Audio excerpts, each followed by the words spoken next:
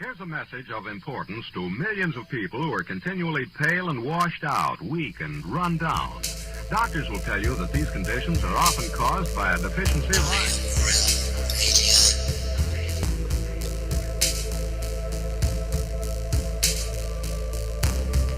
The iron you need to keep you physically fit and mentally alert.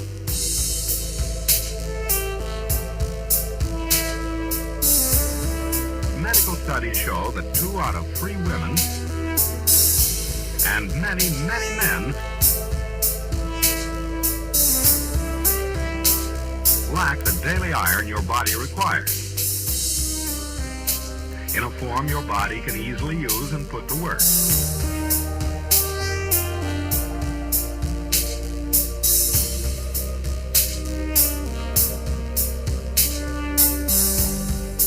Every dose gives you more than your daily minimum iron requirement. We are the way, we are the way, we are not alone. And Lucas. We are striving for more. So if you're not getting the iron your body needs,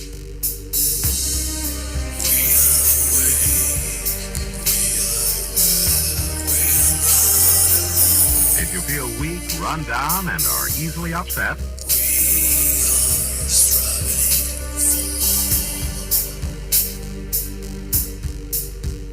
start taking iron today.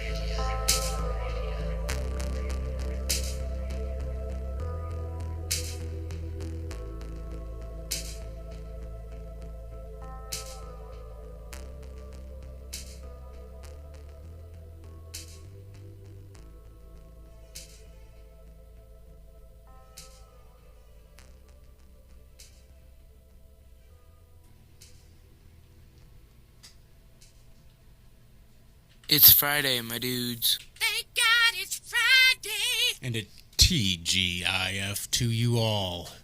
Welcome to Have No Sphere right here on the Iron Roll Media YouTube channel. And yep, it's Friday, so thanks for hanging out with us this evening. And as the title might suggest, we have got absolutely nothing planned. So I'll probably drop some links, open up some lines. Who the hell knows what we'll have in store. First, let's say hello to the crew that we have joining us here today. We're going to start in order of appearance, starting off with Mr. Zachary Zabala. You might know him as Good Times for All here on YouTube's. Happy Friday, Zach. How you doing? Hey, happy birthday, Josh. I know it's just Incorporation Day and all that good stuff, but I hope it was a good one. It was quiet. It was quiet. Hey, quiet can be good. Yeah. No, good day. Another beautiful day here in South Carolina. Yeah, can't complain. Got to hang out with the neighbor again, you know. Took her to go get her birthday cake and all that kind of good stuff. It's so much fun. The 91-year-old especially, she just cracks me up. She is so, I don't know, rambunctious. It's like she's a teenager, the way she talks. It's just great, yeah. But no, good day all around. Thanks. No, that's awesome. That's the way I like to hear it. Let's see. Who, you know what? I don't even know because they were both there at the same time, and I'm not sure how it lists them from top to bottom or bottom to top, so we'll just go starting off with Mrs. Cammie Nodell. She's got a channel here on YouTube, Ageling717. You can find her right there in chat even. Happy Friday, Cammie. Happy birthday, Josh, My and thanks. happy Friday. It's been a fun week. We went and saw the billboard. It went up here in Spartanburg. And so we were able to do that. And I am in a role where time is going super fast and I'm going super slow. It's what happens when you get old. You're figuring it out, Josh. But yeah, time is going amazingly fast. The festival is going to be here in no time at all. Looking forward to it. Well, good. Yeah, I'm again, don't think I'm going to be able to make it, but I'm looking forward to it. I think that would be a really nice thing for me to be able to get down there. But yeah, unfortunately, don't think I'm going to make it. I did see that Karen's going to be streaming it on Rockfin. Oh, well, I'm subscribed at Rockfin. In fact, I subscribe to Globebusters over on Rockfin, so that means I should have access to all sorts of stuff. You should have access to every single channel, and I'm hoping one of these days to see you on Rockfin. So hopefully that'll be coming. One of these I know days they're soon. behind. Yeah, hopefully one of these days soon. You know, as busy as we all are, I'm in not the biggest of all hurries to link it up, though I guess it really isn't going to be a whole lot more difficult once I get it set up. Just one button push. Should be all it is. So let's go ahead and say hello to probably a bleary-eyed and sleepy-voiced LC King, Lucas King. How are you, my good sir? Happy Saturday morning. Yeah, I'm good. I'm not too bleary-eyed today, even though I went to bed fairly late. I was just excited last night for some reason. It was a good show. But I'm coming to you live from the field. So this is my greenhouse full of little baby tomatoes, which I'll dig out when they're a bit bigger. They just self-seeded, so it saved me a lot of work. Nice. You gotta love it when that kind of stuff happens for you. Yeah. Well, I did last year as well, so I was like stoked because I've got hundreds in there. So, and I've been getting this field ready. So this field's nearly all planted out, and then I'm on to the next one. So, as you can see there, a few rows of things, rocket, Beautiful. carrots, kale, radishes, zucchinis, cucumbers. So yeah, pretty stoked. Looking yeah, good, man. So this is stupid, but we're backwards on here. Can I stop and say what month would that be in America? I know that you're going into spring now, so would this be around? I know I could just count the number of months, but about where are we in the season? How you're just into early spring, so you'd be right Just after the start in solstice. April. So Yeah, just in start in March, April. just start in Aries. April. Exactly. Okay. Yep. So yeah, no, this is I'm going pretty well with the garden and that. And you can see some of the trees. I've got fruit trees here that are starting to bloom and got some nice flowers on them. So over Yeah, here. with the garden that size, you can really breathe easily, you know? Yeah, they're looking good. That's a cherry tree there. Yeah. So these are all little fruit trees, just a little bit of big section that I've sort of sectioned off to have some fruit trees. Look at how green. So what growing? Do you guys have the growing zones there? The same, Mine would be just temperate. So how That'd much probably be snow? like a 6, I think. 6 somewhere or a around. 7? I don't. I think quote we're me a on that. 7 here. Go We're a 7 here. 6 would be a little bit colder. How much don't snow know do you what get in the? How much snow do you get in the winter, Lucas? No, How much? no, None. no snow. Yeah. Oh. So your ground doesn't freeze? No, not at all. We just Okay, get some then he's heavy gonna be at frosts least every now and again. Probably an 8, a 7B or an 8. Yeah. I'm learning I don't- about growing zones, so I could be having Scott level realm. I'm looking at it probably a 6. I think they get warmer as you get higher. 6 would be more like Colorado, I thought. If I remember No, right. they're being in actually a 3, back. it says. a 3. So I have Yeah. things backwards on Orange. Maybe I'm on a whole different scale when I was looking here in South Carolina. I'm learning about it now, so I could have the scale way wrong. This is, again, the gardening is something that's fun, new, and exciting for me, and I'm learning about. But I would have thought on the scales I'm looking at, a 3 would have been like a Siberia, cold. It's So it definitely not certainly like wouldn't- Siberia. Yeah, this these is must be different because this is like the hotter stuff is. I don't know. This is weird. Yeah, I was using the one that they Sorry. put in the Farmer's Almanac is where I'm learning from. Okay. so this here is like just a little patch that I grew some beans in, so you can see them here. And we're going to basically mow it down, and then that's my cover crop. And I'm going to plant the tomatoes in this little section here. So there's going to be tons of nitrogen and organic matter going back in. There's a heap of marshmallows growing through it as well, but you can see it's nearly up to my waist high because I put Wow. truckload of Awesome. compost on there to start with. But yeah, that's a lot of material going back into the soil. So my tomatoes this year should be pretty good. There's about 5 rows in here. So yeah, I'll probably put about, I don't know, I'll aim for about 200 tomatoes because I'm going to fill the greenhouse up as well. So something like that. It's a good crop Looking to have. good, we got man. a drying machine, so we'll be able to have dried tomatoes and things like that, sun-dried tomatoes. And that. So I'm looking forward to that. Yeah, it's looking awesome, man. Well done. Heck yeah. I'll go on the computer in a sec. Right on. Take your time. Oh, get your feet dirty. by the way, Zone 3 has an average annual low of -30 to -40 degrees. So it wasn't too far. Yeah, no, Scott Level Realm is saying they use different zoning in Southern Hemisphere, it seems. I don't know. The one I was looking at was like reversed. Yeah. Yeah, I'm looking at the ones now, and this is what was out of Farmer's Almanac, and that they use all over the U.S. for plant hardiness zones. And we're in a 7 where we'll get snow, but it doesn't stand the ground at all. And Denver was a 5 or a 6, so Denver was 5.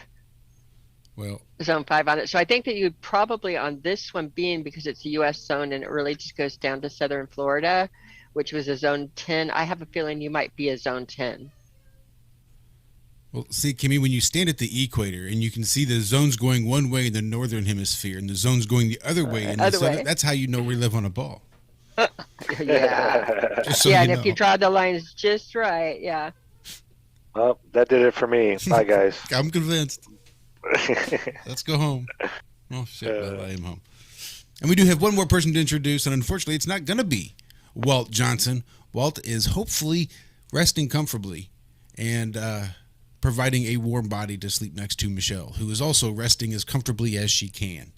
The procedure went as good as could be expected. There were no complications, no issues, and she is back home taking a nap. And Walt said he's going to take a nap. If he wakes up, he'll come hop on. If not, then not.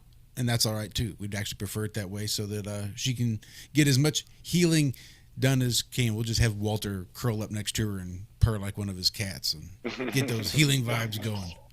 But we do have somebody to introduce. So let's say hello to Mr. Bob Nodell, Cammy's illustrious husband. He's got a little channel here on YouTube that you may have heard of. It's called Globe Busters, I believe. Bob, good to talk to you. It's been a few weeks. It's been a hot minute since you've been on. Yeah, it's been a month, maybe a little month and a half, something like that. I know I went through a period of time when I felt like utter crap for at least a month. And hell, it was all I could do to even do the show. And a couple times I couldn't do that. Jern had to do it. But so it's been a while, but fortunately, I'm feeling better. We're starting to get things done. Cammie and I went to the bank today, and actually, after only living here for a mere year, we finally opened a bank account here. So yeah, we've been slacking pretty hard, but doing pretty good. So yeah, it's been a while, so it's good to be back on here with you. Well, we enjoy it every time you are. And I have no idea what the hell we're going to end up talking about, but you can rest assured it's probably going to be something interesting. I do have a link lined up and ready to drop in the chat to pin to the top for those of you that wish to hop on the restream, which means the people here on Zoom will only be able to hear you if you're on restream and not see you, and probably vice versa. But I may also drop or open up the flatline, which it's been a while since I've opened up the flatline as well. So once I get a few minutes to poke around here in the Google Chromes, I'll get it popped open and I'll drop the number for the flatline there at the bottom of the screen as well. Use Google Voice for that, Josh? I do use Google Voice for that, yes. Okay. Yeah, that makes it easy. It does make it a lot easier, especially since they give you that search option. So all then you really need to do is find out what you want. Like I wanted the flatline, so I just had to figure out what 4 numbers corresponded with the FLAT. and searched in their databases of available numbers that would have that combination, and found actually a few of them. I think I grabbed one for Maryland. I think is where it's originally from, the 503 area code. Oh, you didn't get your 304. own area code, huh? I didn't. No, huh? Well, you can kind of choose because you can search by what numbers that you want included in your phone number that you're setting Right. up. So yeah, so it's 304-503-3528, I believe is the number. But once I get it pulled up, I'll throw it up on the screen. Cool beans. Good stuffs. Good stuffs. So yeah, it was my So I birthday. saw you drop. Go ahead. Oh, sorry. Go ahead. Nope, you first. I was just gonna say about the Mars thing. I wanted to just mention that because I Do it. think that's hilarious. When I saw that, I'm like, huh? Who would have ever thunk that would be the case? Space lettuce. Nom nom nom nom nom. It's good. Yeah, pull that up. Give that a read because I haven't even read the article. All I needed was the headline, and I knew I wanted to drop it into our little selection there. Okay, it's in September show prep. Yep. Yep. Okay. And it's- Wow. I missed some stuff. Yeah, Walt was busy too. Yeah, and this is direct from NASA.gov. NASA selects crew for simulated trip to Mars moon. So not to Mars, but a Mars moon. Have you ever wondered what it would be like to head deep into space all the way to Mars? Through a simulated journey, 4 volunteer research subjects will soon have a chance to find out. Beginning October 1st, 2021, so today, 4 people will live and work for 45 days inside a unique. Wait a minute. Is Okay. this Phobos or Deimos that you get to go to, or do you pick that? I don't. They didn't really specify. Well, I think Oh, Mars they only do. has 2 moons, so Yeah, I Yeah. think that they just probably have a little house in the desert and they're naming it Phobos or Deimos. So keep going, Zach, because it doesn't sound like it's really on Mars. Yeah, 45 days inside a unique ground-based habitat at NASA's Johnson Space Center in Houston. Designed to serve as an analog for isolation, confinement, and remote conditions in exploration scenarios, this small habitat is called the Human Exploration Research Analog, or HERA. What does that mean, Lucas? What is HERA? HERA. He's hopping onto the When it- computer. He's getting ready to come back. Oh, okay. Hera was a goddess, I believe. I think, yeah, I know I heard wasn't that name Zeus's somewhere. consort Hera? I think so. Yeah. Hera, in ancient Greek religion, the daughter of Titus, Cronus, and Rhea, sister, wife of Zeus, and queen of the Olympian gods. Ooh, I got it right. In general, Hera was worshipped in 2 main capacities, as the consort of Zeus and the queen of heaven. She's the queen of heaven, and 2 as the goddess of marriage and the life of women. Hera. Sweet. All Nothing right. to See, I'm see. back on a being correct track now. It's Especially after my devastating being wrong this week thing. and it does say it's going to be Phobos. The Hera crew. Phobos, Yes. huh? Yeah, it will house crew members who will simulate the long trek to Mars's moon. Well, you know what's cool about Phobos, don't you? Phobos. Is it looks like the Death Star, or the Death Star on Star Wars with the kind of indented thing. Yeah. Phobos looks a little bit like that, and then what's the other one? Enceladus, or another one of the moons up there. Except it's Jupiter's moons that I'm thinking of, but Phobos kind of looks like that too. Phobos also was a god in ancient Greek, is the personification of fear and panic. In Fear and Greek Panic, mythology. yes. Fear and Phobos panic. and Deimos, yes. Uh-huh. Phobos was the son of Ares and Aphrodite and the twin brother of Deimos. In classic Greek mythology, Phobos exists as both the god and the personification of fear brought by war. Now, they're really misleading in this because they say Hera will house crew members who will simulate the long trek Now, see, to Mars's moon Phobos. I had the same issue, and you go back and reread the headline, and it puts it in a different light. NASA selects a crew for a simulated trip to Mars's moon. They're simulating the. Simulated trip, a genuine imitation of an artificial simulation. Yes. We're going to simulate the But you- trip. We're not going to simulate what it's like once you get there. That's complicated as fuck. We're just going to simulate what the trip is like. So basically, we're going to stick you in a house with 6 strangers. Wait a minute. Didn't they do this on MTV? Yeah. All right. Thanks, But Nancy. yeah, so even in the article, though, it's saying it's going to simulate this long trek. They're not simulating any trek. They are walking into, like you said, like a house, a neat-looking house, I'm sure. You know, Oh, yeah. with all kinds of futuristic gizmos and gadgets and some crazy-looking toilet. Lots of But- green screens. Yeah, the Zach. trek is not being simulated at all. Trek means, Zach. to travel. Zach, honey, you are flying around at almost 1,000 miles an hour, while going around at 66,000 miles. Bob can take this further and further, all the way out. You are traveling on a truck, just being here, and it feels just like you're on a flat, stationary little habitat. Why should it be different? Why should it be Well, different for them? Because they're supposed to go in like a spaceship or something, right, to get there? Isn't that what Earth is? Is the Earth the spaceship Earth? Isn't that what they teach us it's like? Because that's what it exists like, except for a spaceship with an open air spaceship that's magically Delicious. delicious. Yeah. Keep going. Somebody's knocking at the door. Somebody's going to save me. It's Lucas. It's just Lucas. And Lucas. But yeah, that's horrible writing right there. That is just horrible, horrible writing. They're scientists over there at NASA, Zach. They're not authors. You want prose? You want poetry? Go to a creative writing class. You want hardcore science? This is NASA, by God. Yeah, I'm straight. It reminds So me it of says that they're girl. gonna- We're NASA. So they're going to perform 15 total studies throughout the mission, with 7 returning and 8 new investigations. What? Okay. The data collected as part of these missions will continue to help prepare humans for Artemis exploration missions to the moon, trips to the planned lunar gateway, and long duration. No, it's not going to, because the conditions are not going to be the same. You're on Earth.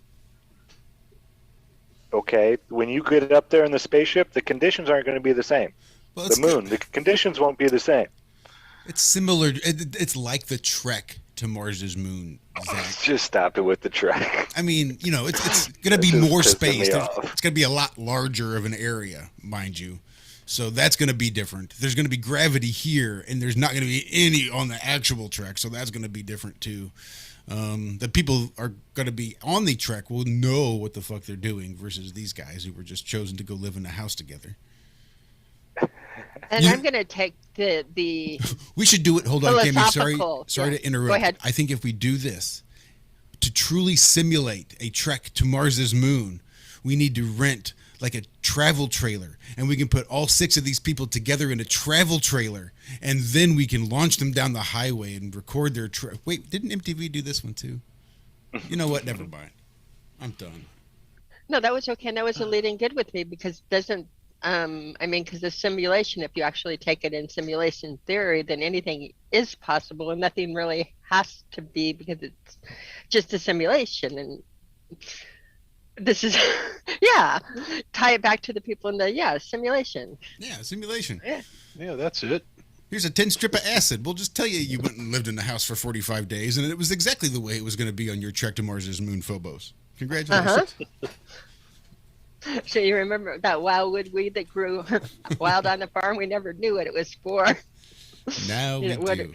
Yeah, it came in kind of handy to take a trip and never leave the farm. It's a good Don't know thing. if y'all know that song. It grows over And Phobos too. Down in the article, it goes on and it tells like their resumes and this and that, and these seem like really bright young minds that are just being wasted on nonsense like this. One of them has a master's in the science of kinesiology. Wow. Well, there's no doubt they're educated, but they're also highly suggestible and brainwashable, because they won't be able to see through any of that. So it's Keep in really a mind, shame. yeah. When you get to the highly educated, again, at a lot of the levels, it's not being able to think, it's being able to repeat back what they tell you is true in order to make it the next step. So really, it's not a matter of thinking, it's a matter of memorizing. And the people that memorize best are the best students. And so again, if you can disconnect your thought process, that's indoctrination. So makes sense. Yeah, it's just a shame to see, a mind like that being wasted on nonsense like this. It's just could it be used to spent be somewhere else. they made drug commercials out of that. Mind, it's a terrible thing to waste. Now Yeah. you can point that towards NASA, and it's the same thing. This is your it brain. really is. This is your brain on NASA. On Nasser, we got to get it right. This is your brain on Nasser. This is your brain on Mars's moon Phobos. In fact, we're going to simulate what it's like on a trek to Mars's moon Phobos. Oh, y'all are making my head. So did you guys hear coffee? that? I'm sure. Did you guys hear that the passengers, that went up in that last space shot, the 4 civilians, Mm-hmm. none of them want to share their pictures? Oh, I wonder why. What is up with that? It's Yeah. like, are you kidding Remember me? we mentioned that there was very little coverage? I think Yeah. it was on 2 weeks ago on Globebusters. I mentioned that there was no coverage of this at all. Like while they were up there, no live feeds or anything. Well, like 3 days later, they had an article on, I think, space.com, why they didn't go live while up there and blah, blah, blah, blah, blah. They're saying that they said they would release their photos. A week and a half ago. They were like, oh, yeah, we're going to release all this stuff and blah, blah, blah. We just didn't want to, They said they had to go through the ISS to get a video uplink. Oh, Something God, crazy. are you Yeah, that was serious? that was their excuse. A video uplink through the ISS. Give me a break.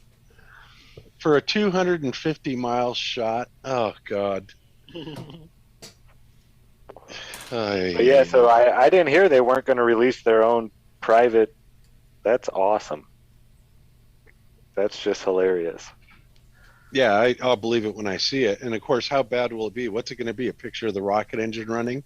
I mean, you got to wonder what it's going to be, Well, there's that shot like of rat on it. standing in front of the pergola, right, where there's going to be that nice big curved horizon shot of the Earth curving away from beneath them, and they're just lined up perfectly so that you can only see like blue behind me. There's no horizon. This big full shot all the way across the picture, and they're just lined up so you can't see a damn thing. Why they wouldn't have taken a picture without people there and used that is beyond me. Used them both. Let's see them both. Put one person in there. Put 2 people doing something, performing science. Show them doing science in front of the curvature. That'd be good. Yeah, doing anything in front of, and not just, Well, it's so crazy that the even ballers anything. accept. The only thing that we ever get from video feeds is the ground looking up, up at the spacecraft, and then of course when it switches to the CGI, and you're sitting there looking at the little jet engine or the rocket engine running, right? And it's like, that's all you ever see. They don't ever show anything else. It's like, my God, you would think, well, it's just absurd. And if anybody can't see the absurdity of that, I don't even know what to say. Well, yeah, when they were doing the launch, the only time they showed the people in the capsule for like a quick 5 seconds while the thing was taking off, and the guy, like an idiot, put his arm over on the other person's knee and patted their knee like, it's okay, it's okay. Isn't this great? It's like, dude, you're doing like way too many G's to be waving your arms around like that. And then they didn't show it again after that. We're doing They just 7 kept it- Gs. Woo! Yeah, with an Yeah. 70-year-old on board or something like that. Yeah. Oh, this one didn't have the 70-year-old. That was the one with That was a different one. Okay. Yeah, that was Bezos. We went Yeah. right on up, and I saw darkness. I thought I was going to see the world, but we weren't quite high enough. Well, there you go. We Hey, weren't that was a quite good high sound enough. clip to have. That was. Yeah, Baking weren't space quite is high hard. enough, meaning they didn't take enough drugs. Right. Yeah, Don't worry, Wally. I got you covered. So That is that's pathetic. awesome. I had not heard that they weren't going to release their photos, but yeah, I could definitely understand why they wouldn't want to. Well, I guess we'll see. Either they will or they won't. But you would have to wonder. I mean, just speculatively, why? What would be the reason that they would say, no, no, no, we're not going to do it. We decided not to show you our pictures. What could possibly be the reason for that? Yeah, how many people go on like a vacation, right? This was a billionaire spending all this money. How many people go on vacations and don't show people their pictures while they were on vacation? Like, look at this. Exactly. Is us here. We're on a mountain. We're doing this. We're doing that. I went to the pyramids. Can I see the photos? Yeah. No, they're personal. Or they're going to be something utterly ridiculous, like taking a picture of the rocket engine, or something just completely stupid. That's the only thing I can think of. I was gonna take pictures of the pyramids, you see, but I thought it'd be better to live stream it. But it turns out I needed the ISS for an uplink, so I just got nothing. Just got nothing but a really good story to tell. So instead, I took the picture of the right rear wheel rolling down the highway. Here's the Sphinx's ass. That's cool, right? Oh, jeez. It's so I had pathetic. something, but I forgot. Yeah. So I was, these. Go ahead. I was just going to say, and these guys are, and they're still coming at us in the comment sections. I still see it. What are you guys going to do now with all these civilians going up into space? Come on, Bob. Now what are you going to? What's your excuse now? And it's like, oh my God, how blind. I mean, yeah, if civilians are actually going up and there was some sort of tangible evidence, and not only that they were actually in space, right? Instead of in a zero-G aircraft doing a weightless maneuver, none of that stuff was anything unique at all. Between the Bezos and the other launch that they did, one right after the other, it's just they are showing nothing. They are doing nothing. There's nothing unusual or spectacular or anything at all about these civilian launches. So, and yet the ballers are out there going, oh, what are you going to do now? We got all the proof in the world. It's like, no, you got nothing. And these people, it's not like they're not photogenic. I mean, how many photos did we see on that space.com article? I've never seen so many photos. They had like 50 photos of these people standing in front of this, and they were climbing up a mountain. Show the photo of that. It's like, really? But now that you went up there and came back, you're not going to show any photos of yourself up there? Yeah, it stinks. It really stinks. Well, I think it's more a testament to the level of brainwashing that they've got society in, really, than anything, because the fact that people accept this sight unseen, virtually sight unseen, is just unbelievable. I wonder if they had to sign NDA agreements. I'm sure they did. I guess I'm not sure. I can't say for positive. They probably had to sign an NDA not to disclose whether or not they signed an NDA. Right. From the minute they said, "Hey, you're chosen. Now here's an NDA that you don't get to tell anybody. We'll release it when we're ready." I'm sure they signed an NDA from Jump Street. Yeah, it's pathetic.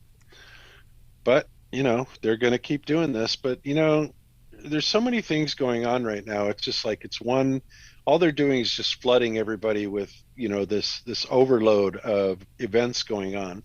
If it's not the COVID, then it's, the shenanigans going on with the president and, Biden turning into a lunatic in front of the entire world and losing his mind, and then all these corporations that are doing all this crazy. I mean, my God, it is so unbelievable, what's going on, that everybody is completely distracted all day long, all the time. But they're also seemingly, I think that they're not making a lot of progress, in their agenda, at least from what I can see, unless there's something else coming down the pike that's going to trigger all of this. I don't know. I'm always thinking about it, always trying to figure it out, what they're doing. And, I'm a chess player. I look at strategies like that, and I just can't figure out how they're going to deliver this final blow, Mm-hmm. Have you guys? Yeah, well, here in Australia, we're not short of crazies as well. I mean, Dan Andrews, who's basically said that if you're not vaccinated, no one else can go to work. You know, it's Yeah, insane. It's like, what? You know, is anyone going to take you seriously? Like, you're going to basically shut down. Like, they're saying they've got the figures of 80%, so that'd be 80% of people can go to work. But I don't think their figures are that high at all. No, they No. said 80% here in the U.S., and then it magically went to 51%, like 2 weeks later. Yeah. It just reeks of desperation. You know what I mean? Like, if you're up there telling everyone, no, you can't go to work, you know, it's like, you know, you're getting to the point where you're fucking desperate. I totally agree, Lucas. They are desperate. Because there doesn't seem to be any method, nothing methodical going on about it anymore. I mean, it seemed like they were very resolute when they first started this. And then somehow they lost control of the international doctors, and then the international lawsuits started coming in, and all this stuff is going on, and it just literally threw a wrench in their works. And now it's pandemonium, and I think they're probably going to wind up, if their psychological profile holds, they're going to wind up turning on each other, and that ought to be interesting. Yeah. Yeah, well, it could be like that. You don't know. No, I don't. Don't know how this is gonna turn out. I mean, it's getting to the point where it's so desperate that it's, they're exposing their crappy agenda at the very beginning of this. I mean, they probably thought that they were going well because everyone put on a mask, but other than that, like I think they didn't account for the ability of people to find alternate means of communication. They shut down YouTube and stopped the speaking, free speech on a number of different platforms. But there's ways around it, and people can figure this stuff out. So right as soon now, as I was able to find a different channel to find information, that's where I went. Boom. Yep. A lot of people did. A lot of people went over from YouTube, and of course, then everybody started going to, WhatsApp or Telegram or, all kinds of other different platforms. They're all out there. People will find their way there. Now, granted, the majority of the mainstream population doesn't find their way there, but it seems like in this day and age, everybody knows somebody that's a conspiracy theorist, right? And so, they're hooking them up, because I've had that happen tons of times where people come up to me and they know, oh, Bob's a conspiracy theorist. They'll ask me about, oh, have you heard about such and such? And it's like, yeah, these alternative sites are getting out there. People are being exposed to them. And, even the ones that I was almost certain were 100% government controlled, like Godlike Productions, even Godlike Productions is taking a crap on this whole, COVID thing that's going on, which is amazing. Yeah, that surprised me too. A lot of these channels that I didn't, they didn't register as being legitimate, all of a sudden are turning around and fighting a good fight. And so, it's good. I'm pleased to see that, Me too. But if it's actually, if they are truly government run, like I used to follow Godlike Productions for the longest time, and then it became very obvious to me that they were, government run, government sponsored, right? And now when you see them turning on this, it's like, what in the hell is going on? Unless guys, the only other thing I can think of is we still have that alien card coming down the pike, the alien invasion. But I'm not exactly sure how they pull it off. I think the next stage is really pulling the plug on the economy, and it seems like everything they're doing in the background is setting up for that. So that would be my guess, and they can do it easily enough. So that's true. But even pulling the plug on the economy, that's going to cause even more of an uproar. So I don't know. I mean, I'm obviously no expert at what they're trying to do, but It just seems to me that their desperation is showing at a level where instead of trying to, force people into this stuff, they should be trying to, incentivize it. Or maybe when they did try to incentivize it, by free donuts at Krispy Kreme, that didn't cut it. Who knows? I don't know. No, Maybe well, that's I all the don't further think they it go. did. That's why they're sort of doing the desperate move now of trying to force people and trying to create this divide between people and let them take themselves out. But I just don't think they have the numbers really. I mean, there's probably a lot of people that did at the start of this go along with it, but Yeah, and the other now thing they're that's starting to think, wow, this is there's too much information from too many different sources, legitimate sources like nurses and those sort of things that are actually Yeah. coming out and say, well, I was the hero and now I'm lost my job. Yeah. And there's another thing that's going on that concerns me too. And yet I don't see how if this is true, what I'm about to tell you, if it's true, how are they getting away with it without being utterly blasted? And I don't know if you guys have seen these videos going around, talking about the government is basically saying to the farmers, right? If you destroy your crops, we'll pay you 1.5 times your yield amount, right? But if you decide to keep the crops, we're going to not give you any subsidies and you're going to be screwed. You're going to get taxed to hell. So in other words, what they're trying to do blatantly is cause a food shortage. And it's like, if this is truly happening, how is it that this isn't being called out everywhere? You know what I mean? Well, if they're doing it all over, the reason it might not be called out right away is they've been doing it selectively for years in different crops. And they've done it supposedly to keep the market stable or whatever, but farmers are used to, that's not what that story. I mean, I heard that story 20 years ago, 30 years ago, 10 years ago. So that's not a new story at all. It's something that they deal with on doing, supposedly. So maybe they've leaked it out all over the years so they can do it to a lot of, if you've had it done before to you, maybe it's not so surprising now, and maybe they're doing it more at once. But I'd want more information that they're doing it on a large scale, because as far as the small scale, I've seen, again, that's not a new story or a new That's true. And the only thing I've seen on it is the guy that it's talking on some interview where he was talking about his friend, right? Where they were offered this. And really that's the only thing that I have heard on that. But otherwise, if this was something that was blatant, if it was actual government policy, how in the hell could they get away with that though?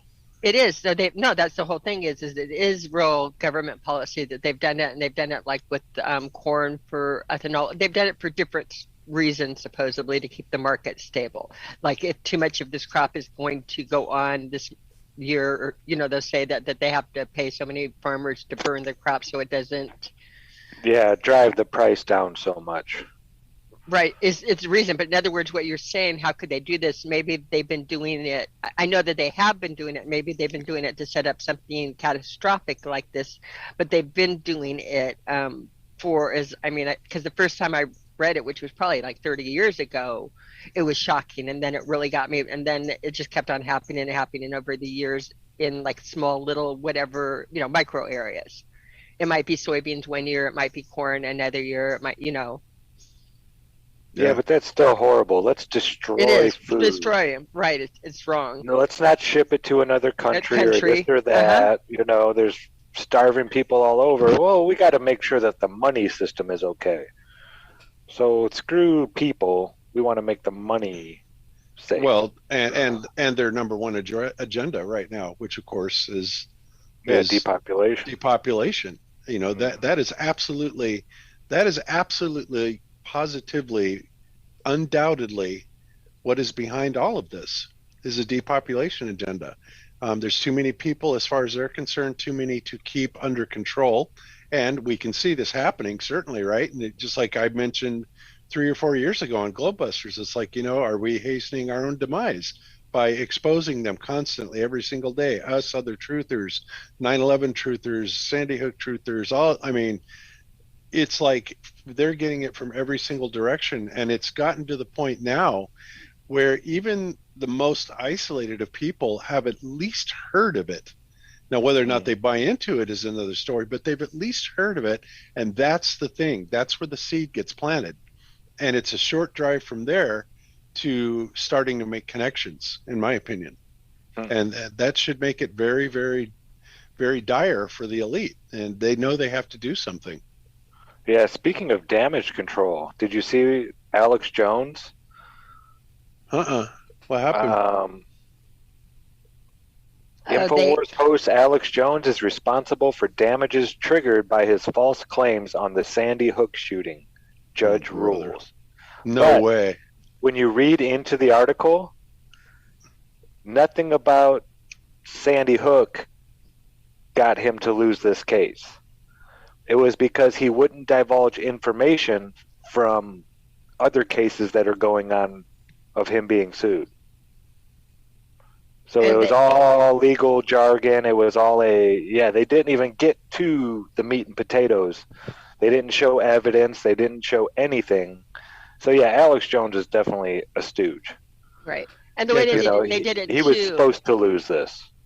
The way they did it too was they said that it wasn't about Sandy Hook and him doing the false reporting. It was they said that the lawsuit was about him telling all of his followers to go after these families and contact the families, and that was the damages done to the families, was the having all the followers go after and contact them and harass them. That the damage was not the actual false. They didn't take on it as a false news story.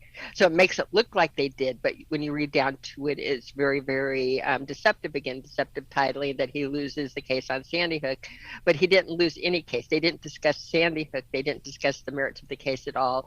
It was all based on the fact that supposedly he told his followers, he gave out the addresses or whatever and told his followers to go harass these people, and that's what the whole lawsuit was about. So again, it's when you read through the stories, it's very misleading headlines with interesting facts, and yes, a nice little democratic, sorry to put politics, because honestly, Cammie, the last thing that those people should want is any type of legal inquiry into Sandy. Right.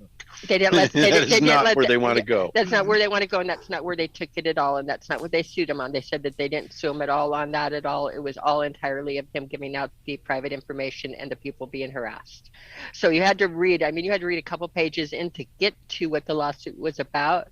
But the lawsuit had nothing to do with Sandy Hook and had everything to do with, and only they specified that it did not take on Sandy Hook at all. It only took on and he didn't even harassment. He didn't even get charged with that. Well, he lost the case, but they didn't even get to the harassment claims. In there it says because he didn't divulge certain information about other court cases or ongoing court, or something like that. It was all legal mumbo jumbo. There was no, jury at all. The jury didn't make a decision. It's crazy.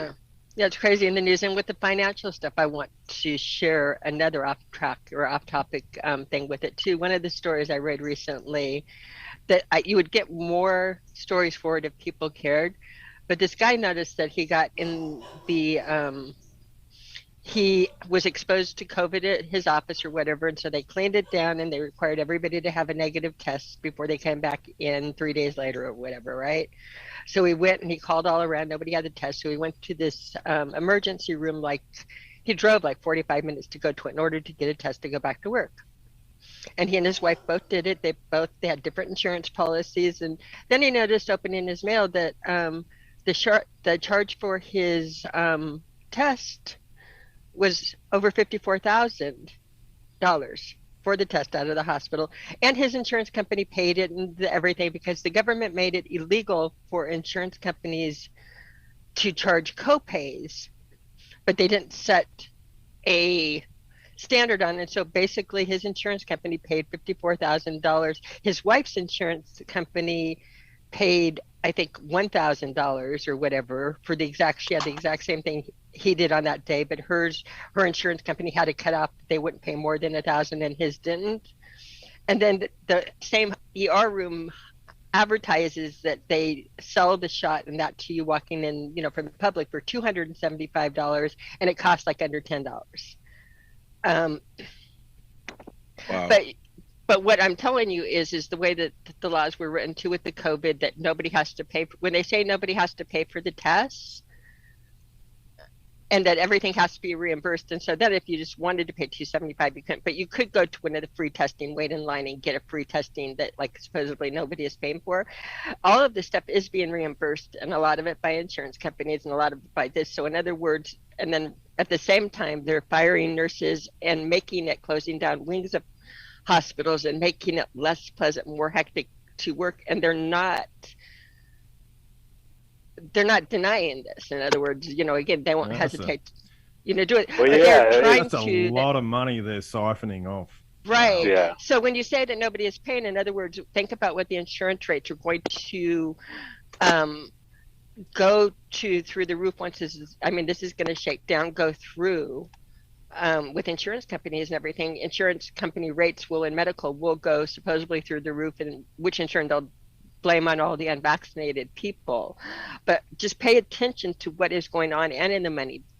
Well, yeah, I could see this for sure because a lot of the, police are quitting in a lot of places, Right. and they're going to different sectors, still working for the city, but it's just the police that have to get the vaccination, they're saying, in a lot of these states.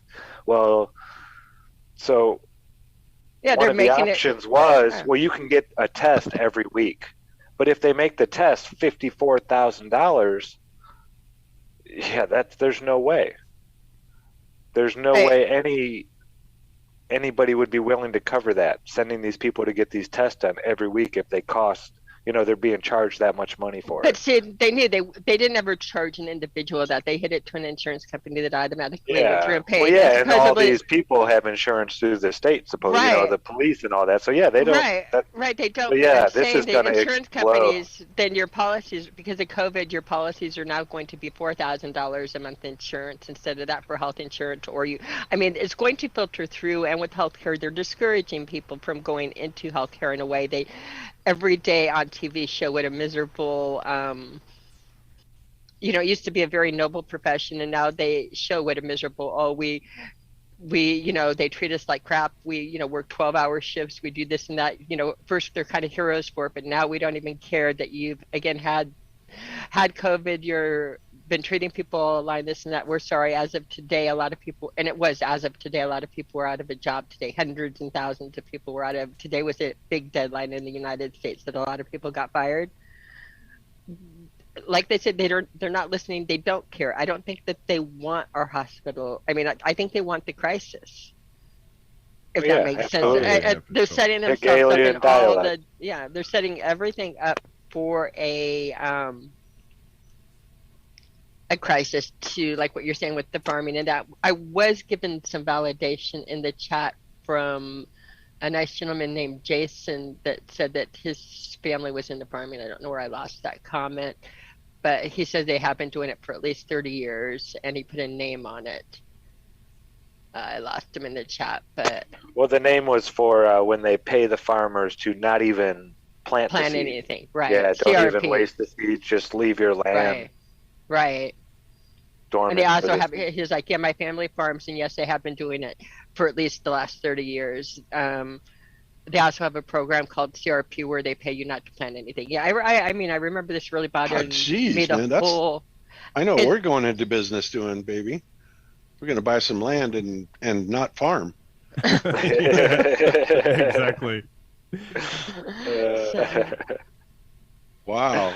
So yeah, Crazy. this has been on my shit list for decades now. It really has. And with, I would say why, but Zach put it so eloquently why it was on my shit list for years. So thank you, Zach, for that. But yeah, in the news, it is crazy. Again, watch little stories. Did you guys? Oh, sorry. Go ahead, Cam. Oh, I was gonna. This is with you too. I was watching in the back or listening to the background yesterday while working and some stuff. I was listening to the Senate hearings, and Rand Paul came up and on the Senate hearings yesterday. He dropped the flat Earth bomb like 5 or 6 times during the 6 minutes he was up there. Now he dropped it as they're calling us flat earthers and we don't like it, but he dropped the title flat earth into his Senate's congressional hearing yesterday at least 5 times. I can bring it up for you. And it's quite, and again, it's not in a very, it's in the way that he brought it up that you guys on the vaccines, you're calling people that won't get the vaccine, you're calling them flat earthers. And we don't like that. I mean, we're not flat earthers. We have good reasons for not taking the vaccine. So it wasn't brought up in a very friendly way. A good light, yeah. But it was, he said flat earth 5 times. 5 times, yeah. Yep, easily. Yeah, wow. Easily, if not more. And then he tore the guy apart. And then he tore the guy, and he had great points. Like we could actually, I could put that in there if you guys wanted to hit. It's only like a 5 or 6 minute clip, but very interesting.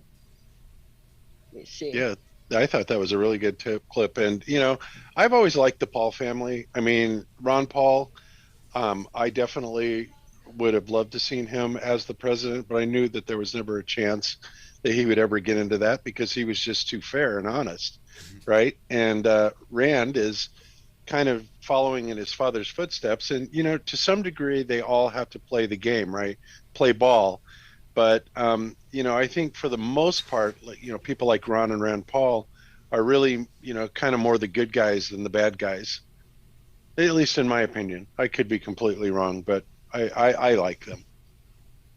Yeah, well, I like the things they say when they're in front of the Senate and things like that. Now, what they do behind closed doors, I have no clue. Yeah, they could be, you know, just as dirty and most likely are. Well, you should be able to pull up their voting records on things, right? Yeah, oh yeah, they do. I mean, they vote that way, you know. But I could see the, you know, these evil, wicked people putting somebody in a position like that to be the good guy that you control, you know. Yeah, I can to where you're always going to keep saying it and saying the right stuff, but we're never going to back him with a bunch of other people. But it sounds good for all those people that think like that. They think they have somebody out there fighting for them. Plus, it'll divide the Republican vote. Right. Yeah. And this one was interesting because I think it was trying to divide the Republican and the flat Earth votes. But I still like Rand Paul, but it's like, come on, go a little bit easier, but still say flat Earth, say flat Earth. I mean, I like Rand Paul, whatever, in the point that I really liked the yellow Rock'em Sock'em robots, and I really didn't like the red Rock'em Sock'em robots. Okay. Yeah. So I mean, one way to look at it. Yeah, it's. I did drop that into the chat. I don't know if anybody wants to. I tried to, but my screen won't share. So I'm going to drop the link for the restream now, and I will get it pinned to the top for anybody that wants to use it. Perfect. And they can join in while we're playing the video. Hey, Zach, you want to go through a bit about what we talked about last night or your morning? If it's what I heard it was, I do. I want to hear it. If it's what I think it is. Yeah. About the sun. Just an idea, a concept that we're mulling over. So yeah, we can get into that after this video or something. Sure. Yeah, I'd definitely. love that. Yeah, it felt right. You know, when you hear the truth, you know it. And when Lucas said this, I just got that tingle and that little thing go up my spine, and it was like ding, ding, ding, ding, ding.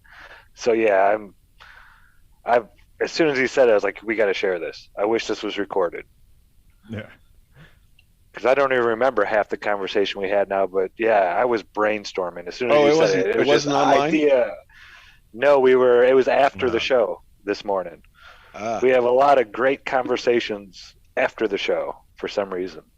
Yeah. Lucas at night is, man, can't put a torch to him. Lucas in the morning now? No, I'm joking, man. Yeah, no, you're right, man. Like after 5 p.m., yeah, I can talk. Yeah, in the morning. A lot of people are like that. Town. Yeah. Like that Cammy gets so frustrated with me because, you know, all of a sudden at 12:30 or 1 o'clock in the morning, something will hit me, or 2 in the morning or whatever. 2 in the morning is when he shoots up. He starts asking me questions. I'm almost asleep at 2 o'clock in the morning. And he'll just start popping up asking, well, what's it? He'll be looking at something on the screen. It's like, I don't know. Well, what? And do you think, and it's like, why do you wake up at 2 o'clock, between 2 and 4 o'clock in the morning to ask me questions? That's good. Yeah, it's crazy. But yeah, I'm the same way. So I can totally relate, Lucas. It's just like, well, there's that time frame your brain turns on and can't help it. Yeah, I usually get to about 9 o'clock at night though, and then it's just like shut down. Boo. Yep. But sometimes after that, I can stir up again and get firing. So Excellent. Okay, we see here's it. this clip. All right. Yep. I got it pulled up. Study that had 2.5 million patients and found that I'm going to turn it up a group bit. was actually 7 times There we more go. likely to get infected with COVID than the people who had gotten COVID naturally. Senator, I'd have to get back to you on that one. I'm not familiar with that study. Well, you think you might want to be if you're going to travel the country insulting the millions of Americans, including NBA star Jonathan Isaac, who have had COVID, recovered, look at a study with 2.5 million people and say, well, you know what? It looks like my immunity is as good as a vaccine or not. And in a free country, maybe I ought to be able to make that decision. Instead, you've chosen to travel the country calling people like Jonathan Isaac and others, myself included, flat earthers. We find that very insulting, goes against the science. Are you a doctor or a medical doctor? I've worked over 30 years on health So policy. you're not a medical doctor. Do you have a science degree? And yet you travel the country calling people flat earthers who have had COVID, looked at studies of millions of people, and made their own personal decision that their immunity they naturally acquired is sufficient. But you presume somehow to tell over 100 million Americans who have survived COVID that we have no right to determine our own medical care. You alone are on high, and you've made these decisions, a lawyer with no scientific background, no medical degree. This is an arrogance coupled with an authoritarianism that is unseemly and un-American. You, sir, are the one ignoring the science. The vast preponderance of scientific studies, dozens and dozens, show robust, long-lasting immunity after COVID infection. Even the CDC does not recommend measles vaccine if you have measles immunity. The same was true for smallpox. But you ignore history and science to shame the flat earthers, as you call them. You should be ashamed of yourself and apologize to the American people for being dishonest about naturally acquired immunity. You want more people to choose vaccination? So do I. You want to lessen vaccine hesitancy? So do I. You want to have that happen? Quit lying to people about naturally acquired immunity. Quit lording it over people, acting as if these people are deplorable and unwashed. Try persuasion instead of government cudgels. Try humility instead of arrogance. Try freedom instead of coercion. But most of all, try understanding that there's no more basic medical right than deciding what we inject into our bodies. Today, after hearing that millions of people in a study show without a doubt that there's a great deal of immunity from getting it naturally, do you want to apologize to the 100 million Americans who suffered through COVID, survived, have immunity, and yet you want to hold them down and vaccinate them? Do you want to apologize for calling those people flat earthers? Nah. Senator, I appreciate your question and appreciate that everyone has their opinion. We follow What a the clown. facts and the science at HHS. We use the expertise of the medical professionals, the scientists at HHS to make decisions. It's a team effort, and we rely on what is on the ground showing us results. Except for the dozens and dozens of studies. In fact, most, if not all of the studies show robust immunity from getting the disease naturally. The CDC says if you've had measles and have immunity, you don't have to be vaccinated. The same was true of smallpox. You're selectively doing this because you want us to submit to your will. You have no scientific background, no scientific degrees, and yet you aren't really concerned about 100 million Americans who had the disease. You just want to tell us, do as you're told. That's what you're telling us. You want to mandate this on all of us. You're going to tell us if I have 100 employees, you're going to put me out of business with a $700,000 fine if I don't obey what you think is a science. Don't you understand that it's presumptuous for you to be in charge of all the science? Have you ever heard of a second opinion? I can't go to my doctor and ask my doctor's opinion. I mean, this is incredibly arrogant, combined with this authoritarian nature that you think Well, we'll just tell all of America to do what I say, and they better, or we'll fine them, or put them in jail, or not let them go to school, or not let them travel. The science is against you on this. The science is clear. Naturally acquired immunity is as good as a vaccine. The Israel study actually showing it better. This isn't an argument against the vaccine, but it's an argument for letting people make a decision who already have immunity. You're not willing to consider natural immunity? Senator, our team has reviewed every study that's out there on COVID, whether it's from Israel, from the U.S., or wherever else. They have used the facts that have been provided through the rigorous research that's been done to reach a conclusion. 660,000 Americans and more have died because of COVID. We're trying to do everything we can to save as many as possible. We're using the facts, we're following the science, and following the law. Nobody's arguing the severity of this, but you are completely ignoring the science on natural immunity. So's Fauci, so's the whole group. You're just ignoring it because you want submission. You want everybody just to submit to your will, do as you're told, despite the evidence, the large body of scientific evidence that says naturally acquired immunity does work, is an important part of how we're all going to recover from this. So's the vaccine. But when you add them together, we're at a much different place than if you ignore them. 100 million Americans, by conservative CDC estimates, have had the disease. 200 million or more now have been vaccinated. It's a good thing. Combined together, it's how the disease is. Nobody wants to get the disease. We're not advising anybody to get the disease. But if you were unlucky enough to get it, think of the nurses and doctors and orderlies who all bravely took care of COVID patients. There was no vaccine for a year and a half. They took care of people, risked their lives. They got it, survived, and now people like you are arrogant enough to say you can no longer work in the hospital because you've already had the disease. We're going to force you to take a vaccine that the science does not prove is better than naturally acquired. That's an arrogance that should be chastened. You get him, Rand. Chastened. It's it's good points, but we know that the no such thing. So. Well, yeah, we know that there's no such thing as, these viruses. That's another thing that blows me away. How can science be so unbelievably divided on, germ theory, whether or not viruses are actually legitimate, things that can't pass legitimacy tests. I forgot what the hell the test is that you're supposed to be able to pass a test to determine the efficacy of any virus or something like that. Yeah, it's that guy's name. Oh. Yeah, I forgot the name of it. It'll come to me. Yeah. Something postulate. Yeah.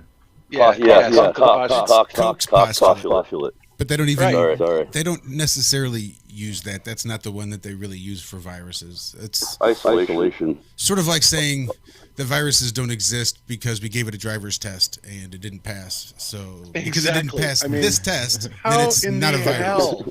How in the hell can the science world be so unbelievably divided on something like that? That to me just boggles the mind. And of course, the engineering world is no different. I mean, look at the idea behind the luminiferous ether, right? I still to this day get teased every single day. Oh, Bob, you and your imaginary ether. It's like it's not imaginary. Yeah. Sorry, you guys probably don't know this, but we are joined by Voynich and by Scott Level Realm, both over here on Restream. What's up, boy? Hey, all right. Yo. Hey, Scott. What's going on, guys? Hey, Bob. Much love. Okay, cool. Is it? Of echo Sorry. where I don't know. Is it me? Is it me? I'm not hearing an echo. It might be on. It might be myself. Maybe I should. Yeah. Shut the beam. Anyway. Else and see how you go. What's up, y'all? Once again, I have things to say about everyone. But first of all, the birthday boy. Uh-oh. What did you say? Uh-oh? Yeah. It's just a... See that? What do they call Natural it? reaction. Pavlovian response. Yeah. Uh-oh. My butt cheeks clench. Birthday boy. No. You said something totally exactly like my dog. You know what? I got an echo. I can't. This is not going to work for me. That is weird. You've got an echo there too? Yeah, on YouTube they're saying there's an echo. There is for them. What it might be. Because I have my YouTube. You have your YouTube on. That's why. That's why. It is me. Yeah, that old chestnut. But I don't understand why they're hearing an echo on YouTube. And we're not. Yeah, and we're not hearing it. Usually we would hear, if his speakers were on and playing YouTube, we would hear it. I was So, yeah, hearing this an is echo. weird. I was hearing it. Okay, maybe I'm going deaf. I don't know. Well, we'll find out here. We'll try it. Okay, you guys don't say anything interesting for about 2 minutes because I'm going to go make a cigarette, okay? Deal. Yeah. I've got 6 years of evidence to say we can totally get through with that. Damn it, Kevin. I was about to say something interesting. Yeah, that's what you think. Yep. But Yeah, that's what I think. anyway, so as I was saying, it's just like in engineering and in science, right? The existence of the ether. And it is so clear, it is so obvious that the ether does in fact exist.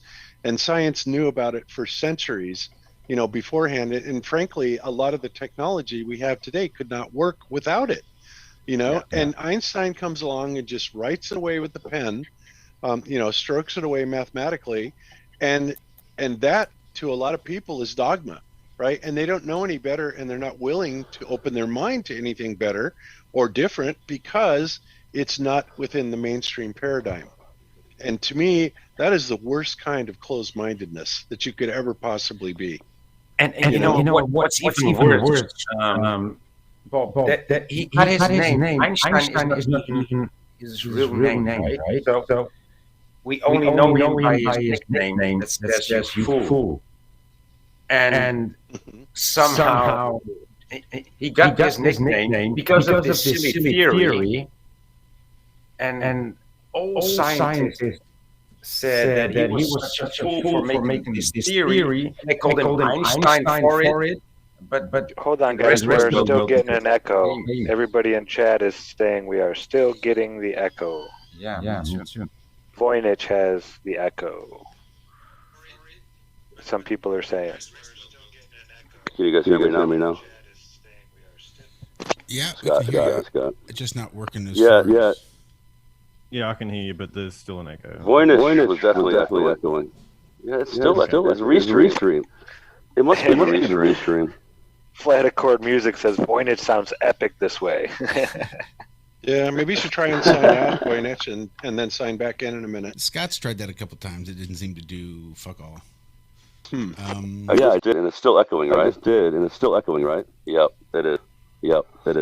It's restream. All right, it's restream. All right, I'm getting it. Might have to call in the phone line. That might be. Might be a better way to do it. Get rid of the echo that way. Tweak a couple things that might be it. Gonna do a little tweaking. Voynich is still there, yeah. If it's inaudible, if he can't deal with it, and the audience can't deal with it, then obviously we need to come up with another way to do it.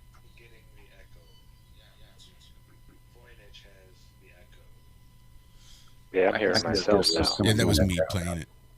Okay. That's you. Okay. Now I don't have the echo. Is the echo is gone? Yeah. All right. For me, it's gone. At least. Okay. Let's see. Some people are saying. Must be the ether. Go live, you son of a. Or the Higgs field, or all these other things that they try to name it to discredit it. Get away from it. Yeah, right. Yeah. Exactly. And it's just amazing that just the word of somebody can completely eliminate all of the observationally based tested science, all of the science, everything, all of the theories, all the functional math, everything that's been developed around it suddenly is wiped away by a guy that has a theory is effectively that if you trip in the sidewalk, it's just as likely, and in fact more likely, the sidewalk jumped up and hit you in the face. And then, of course, how long has the Flat Earth Society been tagged with that? Granted, they adopted it, but when I found out that it was Einstein that actually came up with that theory, I about had a cow. I couldn't believe it. It's like, wait a minute, let me get this straight. Not only did Einstein come up with this theory of relativity of the Earth accelerating upward at 9.8 meters per second squared. But then they kind of seem to step away from it and let the flat earthers take the blame, like we're a bunch of morons for believing in something like that. And yet I can pull up a PBS video right now that shows Professor, whatever his name is, you guys know who I'm talking about. I featured it on Globebusters a couple times, where he is sitting there talking point blank that this is the adopted cosmology of the Earth today. They're saying that, in fact, the Earth isn't moving, or we're not moving, but everything else is, right? So the Earth is going up. Now, the problem with that is that only works on a flat Earth. And even the professor guy on PBS said that it has to be a flat cosmology. Why is that? Well, because on a flat cosmology, you can only have one up and one down. But on a ball, up and down are relative, and you cannot have a relative up and down, because unfortunately, if they're going to claim the ball accelerating upwards, well, that may work for North America, but anything below sea level, then it's going to cause them to float away and float off into space. And nobody ever even discusses that. It's just unbelievable that they are completely beyond even being able to see how obvious that makes the storyline, right?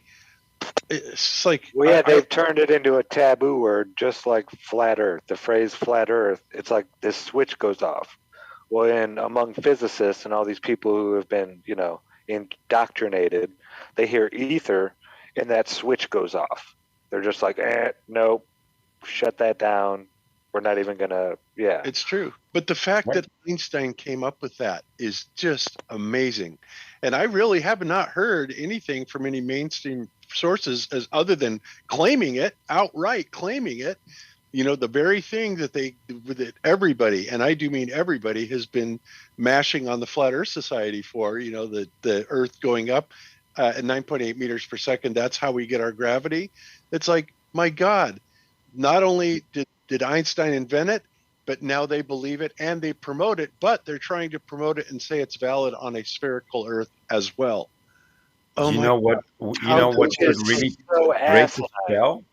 If we would get out a story out there that said Einstein actually was a flat earther. I mean, that's a way to break the spell, dude. I mean, that would be interesting. You combine both spells, like you say Einstein and a flat earth in one sentence. I mean, that should do something. Well, we can certainly make a tie between Einstein and flat Earth with his relativity theory. And you know which one I'm talking about, Professor? Oh crap! Now I got to pull it up. Because I mean, if you guys haven't seen this particular video, well, let me just pull it up and we'll see if you've seen it or not. It's absolutely unbelievable that they are actually promoting this. Let me find it. Give me a second. Feel free to talk amongst yourselves. I'm just going to take over your show, Josh. No worries. No, please do. We would actually get some people watching.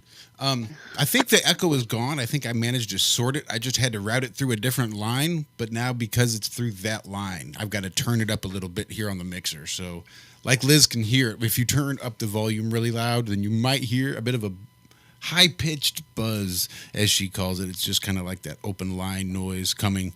That's just so I can get Voynich piped into here, I guess, without it bouncing back onto him and kicking back. It's a 432 hertz buzz, so it's okay, Perfect. There we go. Okay, well, as long as it's esophageal based, we're good to go. That's right. It'll attract wealth and your. Right. So just enjoy. Thank you, everybody. Thank flame. you all in chat there for answering. If we were still getting the echo and all that good stuff, you guys are the best. Much love out there. So, Scott, if you want to call back in, we'll see if maybe that's helped. That might have done it. Or anybody else, that link should be pinned to the top of the chat there. Feel free to just click it and roll on in and say howdy, hey. And I think I'm going to go sneak off too, like Cammy did, and make a cigarette. Well, it's pre-made, but I'm going to go do to a cigarette what should be done. Oh, okay. So you want to go through this real quick while I got it on screen? The association with the lunar standstill. I'll go through the lunar standstills to give a description of what we're talking about, with possibly what could be happening with the sun. So I've gone through this before, but for people that haven't seen it, the lunar standstills are basically happen over a period of 18.6 years. And you can see on screen here, it's the movement between the inner and outer. The moon goes from solstice to from Capricorn to Cancer every month, right? Well, it's basically goes. Wait. Further... Doesn't it go from Capricorn to Cancer back to Capricorn? It does both treks in and out every month? Yeah. Okay. Yeah. So it's doing basically what the sun does, but it's on a yearly basis, but it's doing it on a monthly basis.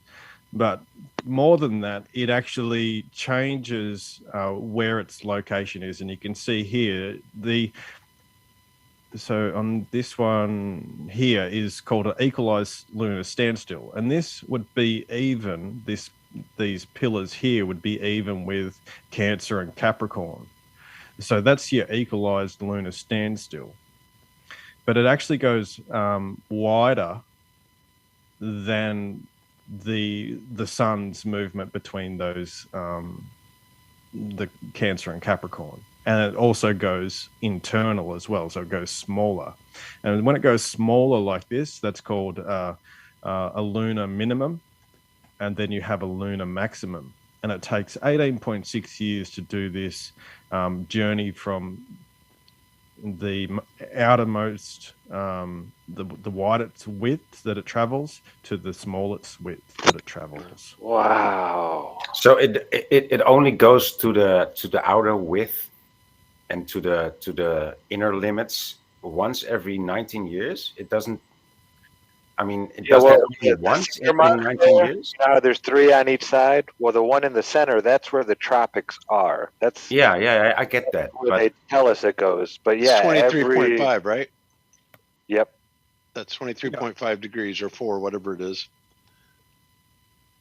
Yeah, but so every 18 years. Wow. So how long does it do that? Like when it's stretched out further than the tropic, how long does it spend out there? Is it like years and then it's just a day? Just a day, I think, because the time when I'm not a lunatic, so to say, right? I don't watch the moon like nightly or daily, but what I do see when I do watch the moon is like it doesn't have like a regular path like the sun does. I mean, it's really way off, from night to night. It can be like one night it can be in the east, and the other night it will be southeast, and the night after that it will be in south. It can it that does much a of a lot difference. faster than the sun does. Yeah. Yeah, it's way wobblier. There's a lot more ground. Yeah. And that the changes, and depending where it is in that 18-year cycle, depends on where you're going to get your eclipses, where they're going to occur. So when that's at a lunar standstill, or the equalized lunar standstill, so the one that would be similar to the sun's movement between Cancer and Capricorn, well, then you're going to get your eclipses at the solstices. And then the opposite occurs when it's at its lunar maximum or lunar minimum.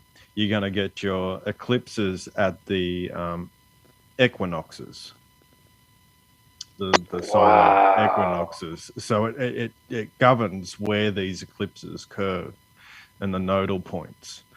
So this is another sort of depiction to help you get an understanding of what's happening. So this red line here, these red is the the lunar maximum. So it's traveling back and forth much wider than Cancer and Capricorn at this point. And then it slowly over the 18.6 years will move into this this smaller range, which is your lunar minimum. And that doesn't even move as far, does it? As the Capricorn and Cancer. Are you saying the distance it travels? No, exactly. It's smaller than Capricorn and Cancer. So that green, these green lines would be the Capricorn and Cancer. Yeah. So that's where it matches up. It's so it and the goes blue on each line side would be the minimum. Yep. Wow. So I can take you back to now that you've seen that. How have we not heard of this yet? Great research, Lucas.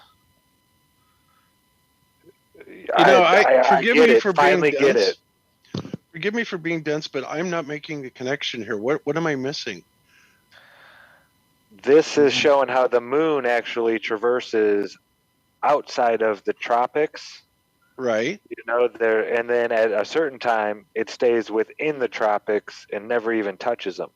And this cycle takes about 18.6, you said, years? Okay. And then when it's exceeding these limits, the 23.4 on each side, what then happens? Does that have something to do with eclipses then at that point? Yeah, it determines where they happen.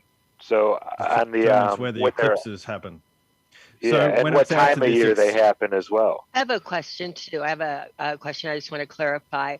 Now, when you put the graph back up, the circle graph, the circle one, yeah. Circles. Yep. Okay. Now on that, you're saying that's where when they're on those lines and at the solstices and equinoxes, and again in a half moon phase doing it, that's where it's matching up on there, right? Now, do they within the time frame in those years, does the moon still go out to Cancer and Cancer and Capricorn, but does not hit that phase when it's out there? In other words, is it where the phases are in occurrence to where it is out there, or just does not, that you're not going to get a balanced half moon out there, that your balanced half moons that you're showing on there, your graph, are only going to happen on these circles within the years? But what about the entire moon track itself? Does it stay within those boundaries, or does it bounce between the tropics as a whole? Are you saying, do you understand the question? Am I clear? No, with I what don't. I don't understand it. It has a maximum. So these red lines here is the maximum extent that it goes to. Okay, and then so it starts to traverse back into this minimum. So it's got this pulse like. Okay, so the activity. moon itself is staying within your, it's staying within the bars. I wasn't sure if it was the moon itself staying within your little circles, or if it was just where it was making the phases, because your standstill is measured on your half moon being, where it is in a certain phase. So I wasn't sure when it made the phase on the thing. These phases are a little bit different. I was trying to match up some other things, but these phases here, I was looking at the March equinox, and then I was, and it's roughly around that March equinox, and I found that there was a 3-year phase. So you can see it goes from a full moon to half moon to half moon, then full moon, and then it repeats this cycle. New moon, half moon, new moon, and then it flips back, and so this is a 3 over 4 years, but it's a cycle. So I was you can see here I'll put this is 2006, and that would be in relationship to that minimum, and then that makes sense that the maximum would take even longer to go through its cycle. It's a 4-year cycle and not the 3-year cycle. Yeah, I think the 3-year cycle is something different. And I was working out these cycles and trying to put them together, but I'm not sure. So that's your lunar cycle. And looking at that, I actually give a shout out to Flat Fact. I checked out her channel, and she had a video talking about this migration or drift of the tropics. So, although I don't agree with precession as it's told, I think it complicates things. I don't think it's correct, because I've looked at old maps and things like that, and I think our soul sky clock is a little bit out. Well, yeah, just according to his story. Sorry for cutting you off there, but according to his story, precession doesn't take place. Ptolemy named Polaris Stella Polaris, which translates back to, in Latin, the pole star. So he wasn't talking about a different star. He was talking about the pole star. And it's still there at 89. It should have moved 27 degrees by now on its precessional path, according to his story in this model. And it's still there. So, yeah, none of it makes sense in this heliocentric nonsensical model. And Ptolemy had 900 years, according to his story, of data to go by. And he did not mention in any writing that this star will be moving and it will be another star or something like that. And the North Pole never has and never will change. That's a bunch of nonsense. Mm-hmm. So the main thing is that when you look at the old maps, they have, say, Antarctica, the Antarctic ring, basically without ice. And the other thing was, listening to Flat Fact talk about this was, she was saying that there's a migration of the tropics. I'm like, well, how can that occur? And once I was looking at this, these lunistices or the lunar solstices, I was wondering, well, can the sun do the same thing? Is it actually, static in its the Tropic of Cancer and Tropic of Capricorn, or does over a period of time start to have a similar function to the moon's doing, which is sometimes it goes way out, sometimes it stays real close to the equator. Maybe that's what they called ice ages, like the solar minimum of this cycle where the sun doesn't even reach the tropics. The north and the south would both get a lot colder. And then as it goes out to its maximum where it extends beyond the tropics, that's when Antarctica melts and thaws out, and the north thaws out even more. And, we see all these maps with beasts and rivers and, forests all through Antarctica. So maybe at one time they were there. Yeah, so initially I thought, well, how could you have a more tropical environment over, and I thought, well, maybe the sun was hotter. It lifts up more water into the atmosphere, creating a greenhouse effect. And that's still sort of possible, but this makes a lot more sense as in, how can you thaw out Antarctica? How can you thaw out the internal even? Having it actually livable into the central. And if you were thinking, well, over a larger cycle, the sun moving close, say it's doing this movement through the year that is actually much larger, goes past what is now Cancer and now Capricorn, goes past it. Well, that might, it might even help to explain how the old zodiacs, were they actually depicting certain things in the stars that now don't line up with what we've got, because the sun's in a different sort of cycle.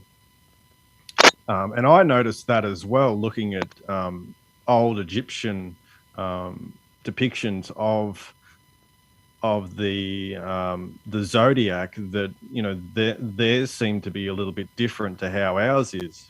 So anyway, so that's the basic principle, taking that lunar solstices and then applying that same concept to the sun and having it move in a wider trajectory or a minimum, going from a wider or that smaller width. And this may account for the ages as well that we may go through, where if you have say it's at this solar maximum, would be a golden age in a sense, because everything's a lot warmer, it's traveling over more a larger distance, and warming everything up and creating a more tropical environment. Or the inverse is true when it's at a solar minimum.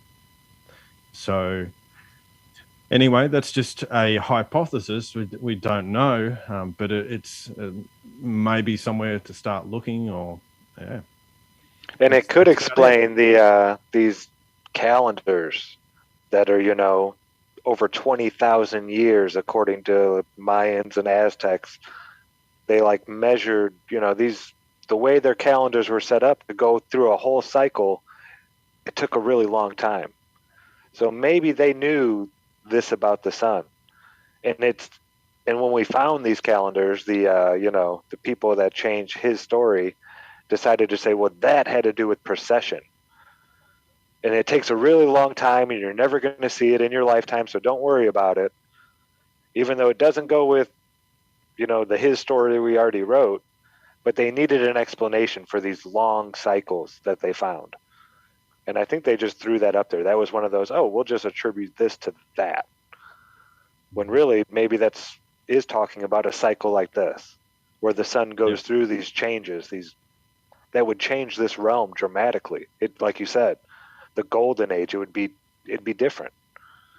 There'd be a lot more energy in the air. Maybe giants could survive then. Maybe big beasts got bigger, trees got bigger, because the sun was, always around, covering all this land. I don't know. Yeah, it's definitely something to look into. I'm not sure how we'll prove it. Maybe looking at some of the old buildings and seeing how they line up with the solstices and the and seeing if there is actually, if it doesn't line up anymore, if it would be wider or something. I don't know. But at least get the thought out there, and maybe people might be able to run with it, or yeah. Well, yeah, when you look at things like Stonehenge, it's not just 3 markings to the east or west. It's always multiple. It's not just, it goes to here, here. I don't know. It might be just 3. Never been there.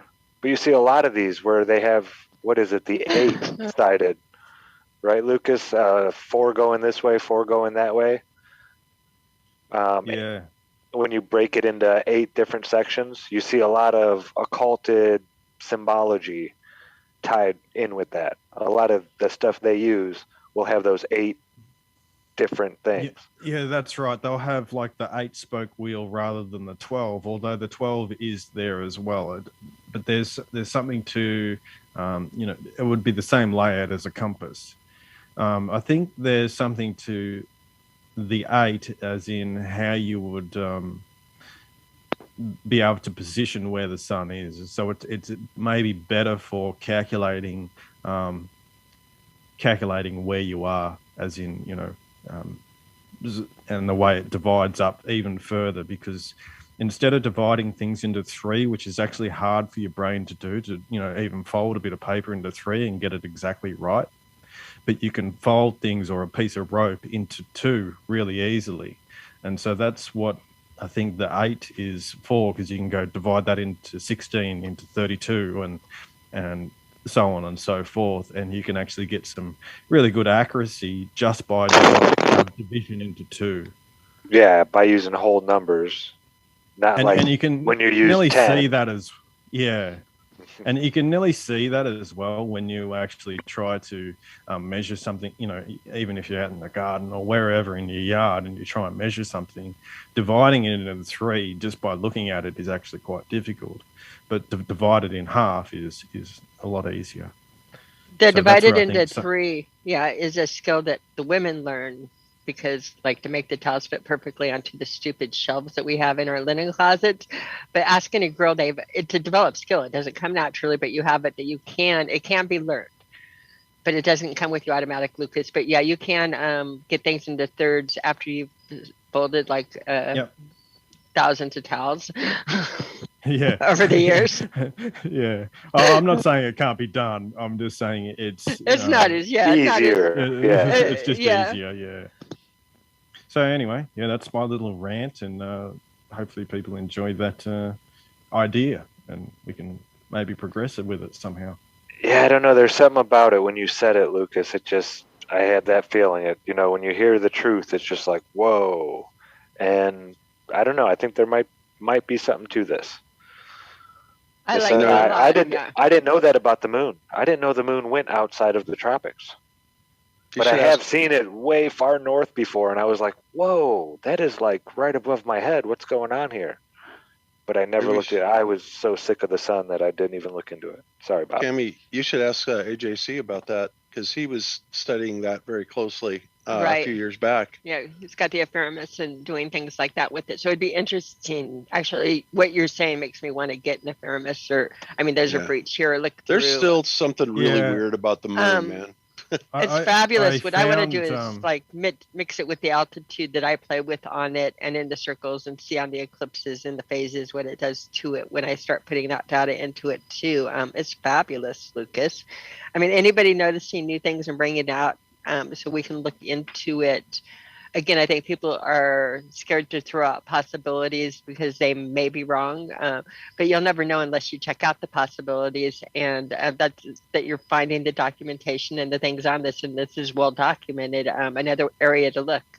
They say, why don't we have the model? Why don't we have everything? But if you look at the sheer number of data points that you're taking from all different directions and incorporating together, again, we have a lot to learn. And we're going pretty damn fast. So there are lists, and I found lists of the where the moon goes to, and you can actually see. On the standstill list, you've got those. They make the data points on the standstills where you're pulling information on it and giving dating and that. Yeah, and they show you every year, or and you can just see where it goes to, the extent it goes to. So it's about 18.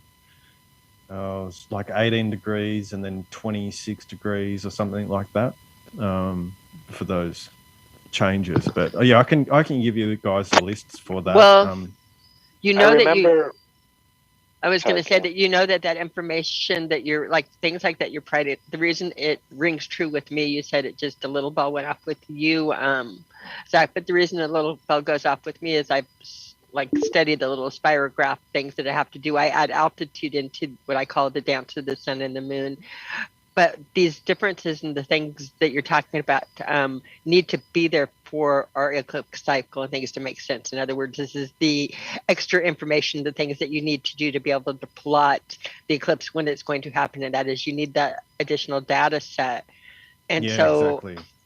I think what you have is that additional data set. So well done. I'm hoping this pans through because I think it's a great possibility. One of the better ones I've seen out there as far as very, very legit, real, and usable. I'm going to be trying to tie it in. Yeah, AJC even. Hold one second, Lucas. You have to speak with this guy, AJC 1844. He was explaining this to me. It's the moon doesn't do a perfect circle. It does an ellipse. It does an egg. It's elliptical. Yeah, it does an egg. So, and it's crazy how different that is from the sun.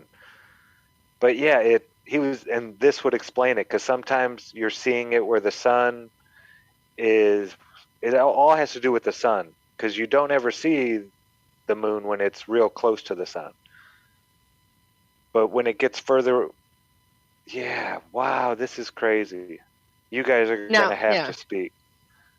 Now, I threw in a possibility with the reason that we don't see the sun when it gets close to the moon is if it's fluorescent lighting, natural fluorescence created in nature works backwards from incandescent, meaning that if you have an item that you have UV shining on it and it's fluorescing, the closest that you get to heat, the weaker it becomes. And it actually has a Curie point where it would get to a certain temperature and turn off and then turn back on when it hit a certain temperature as it pulled away from, again, but all of these fit in well with what you're... I like that idea of the temperature differential. And I sort of saw that a little bit even with the nitrates. There's a couple of different. There's a process of, nitrates moving to different forms based on temperature. So that's interesting as well. Yeah, but temperature coefficient in everything. It really, really is when you're looking at growth, when you're looking at fluorescence, when you're looking at all kinds of. When you're looking at the magnetics, that was also the part of adding altitude to it, as magnetics also weaken when you get closer to heat. So your new moon would be a lower moon because it's the warmest.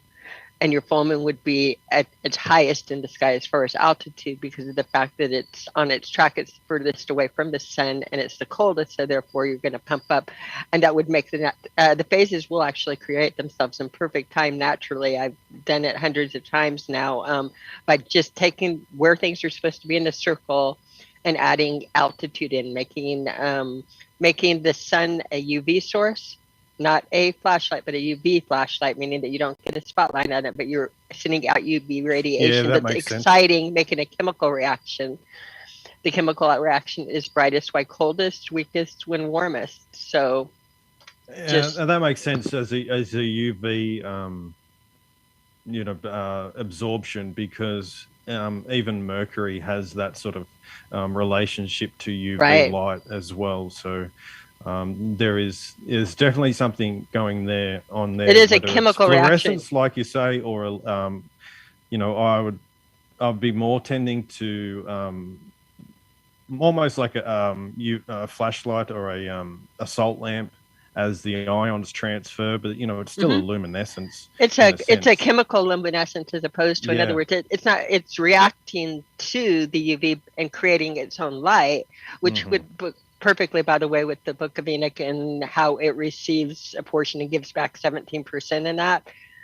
Fluorescence works in an interesting theory as far as taking the light source out, but just the ultraviolet and the radiation, it works perfectly with the ratios on what it would take as far as getting and giving back and putting it out as fluorescent light. So it's a fun thing that's, again, very, very temperature dependent on what you see.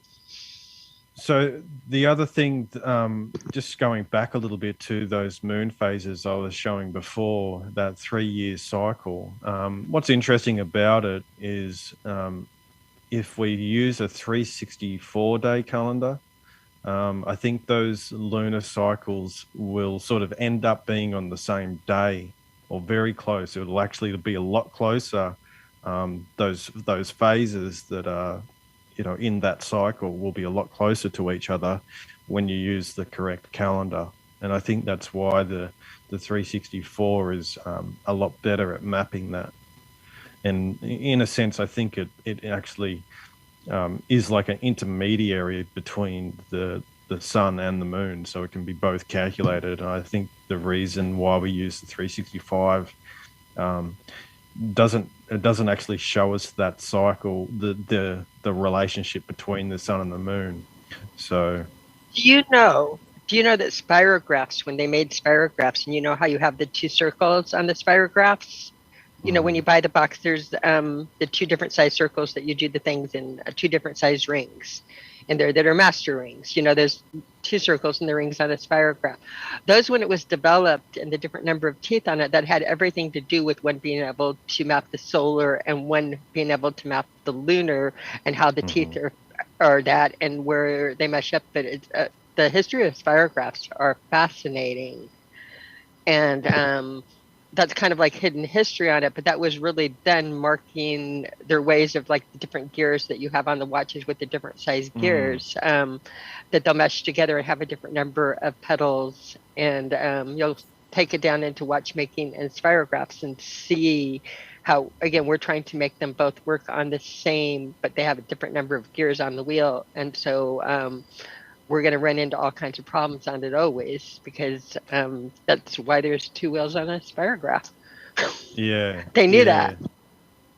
Yeah. Well, I was talking to this a similar sort of subject to Zach last night, and it was basically, it's like having two different cogs meshing, or I put it in sort of drumming terms, where you have a 4/4 beat and then a 3/4 beat, and even though you can start on the same beat, they'll sort of go out of sync, but then after a period of time they'll come back into sync. Exactly right. And so it's that relationship of two different cogs, and this is sun and moon. I'm exactly giving the analogy here, but if you understand those two ratios, then you'll be able to start working out that relationship between them, and that's where the ideal calendar would be, that thing that can actually sit between those two ratios. Your spirograph model of it, the ones that show, and again, your two gears that have different things on it. So yeah. But that ratio is like way different than, let's say, the the the the instinctual eight beat or 4 beat, right? It's like a 19-year cycle, and to meshed with, well, what is the solar cycle? I don't even know. That's Yeah. The thing is, like, the other thing I'm speculating is that, in a normal years, that lunar cycle would be 18.6 in the years that we have now, right? But then if you transfer that over into a 364-day calendar, does it come out as 19 years neat? So you got to wonder about those things. I haven't calculated it that far. I don't really know, but I would say that full lunistic cycle works much better with a 364-day calendar and becomes out as a whole number.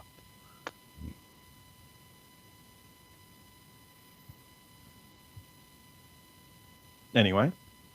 Hey, and just to get where we are now, is the do you maybe you don't even know, is the moon on its way to its extremity or to its inner limit? As we speak. It's on its way to its extremity. 2025 is the lunar maximum. So I find that interesting as well. Given the situation. Is there sort of correspondence? Looking through history, I wonder if there's more wars and stuff, people losing their minds at these times. Sorry, what sort of effect on the energies? Those sort of things. Does the moon have its change in width? Yeah. So it actually gets out of the zodiac, right? It gets out of Leo, and it gets into Leo minor or into Ursa Major, right? It gets into that kind of. It gets into the upper zodiac. Wise, whether it does actually go past. I would say it does, but how far past it goes, I don't know. No, I'm going to look out for that, because you only just made me aware of it, actually. I mean, I never knew that it went outside. Yeah, I never had heard this before. Right? Yeah. Of all the people I've watched talk about the moon, I'm sure Dave Marsh had said this at one time. I probably just didn't. I didn't even understand what you were saying before, Lucas, until this morning I really got it. I don't know why. It just clicked, though. And you're not the first person who's had to explain something simple like that to me multiple times. So, yeah. Once you sort of understand how the just clicks. solar seasonal movement, through the equinoxes and the solstices, that same process is happening to the moon, but in a different way. But they're exactly the same. So, yeah. Cool. All right, I'm going to have a quick break. Yeah, I hope people take this and run with it, especially people that look at a lot of the buildings and like the old sun clocks from ancient India. There's all these extra markings on it and this and that. Who knows what these things are really pointing at? Are they just decorations, or are they marking other things as well? Probably. Bigger size. Echoing. Yeah. I don't hear Not it. on my end. But I never heard it. Check one, check two. Oh no, it was definitely. It sounds fine now. I had a question for the man that's in the southern hemisphere. He'll come back, right? How about you guys? I'll be here. What do you guys think of? Go your question, then I'll. Oh, there it is. Are you here? You're there, Elsie, Lucas? Yeah, man. Yeah, I'm here then. So you know how they say, with the AE map, it doesn't work. Like when I'm taking this from, people like you that live down there.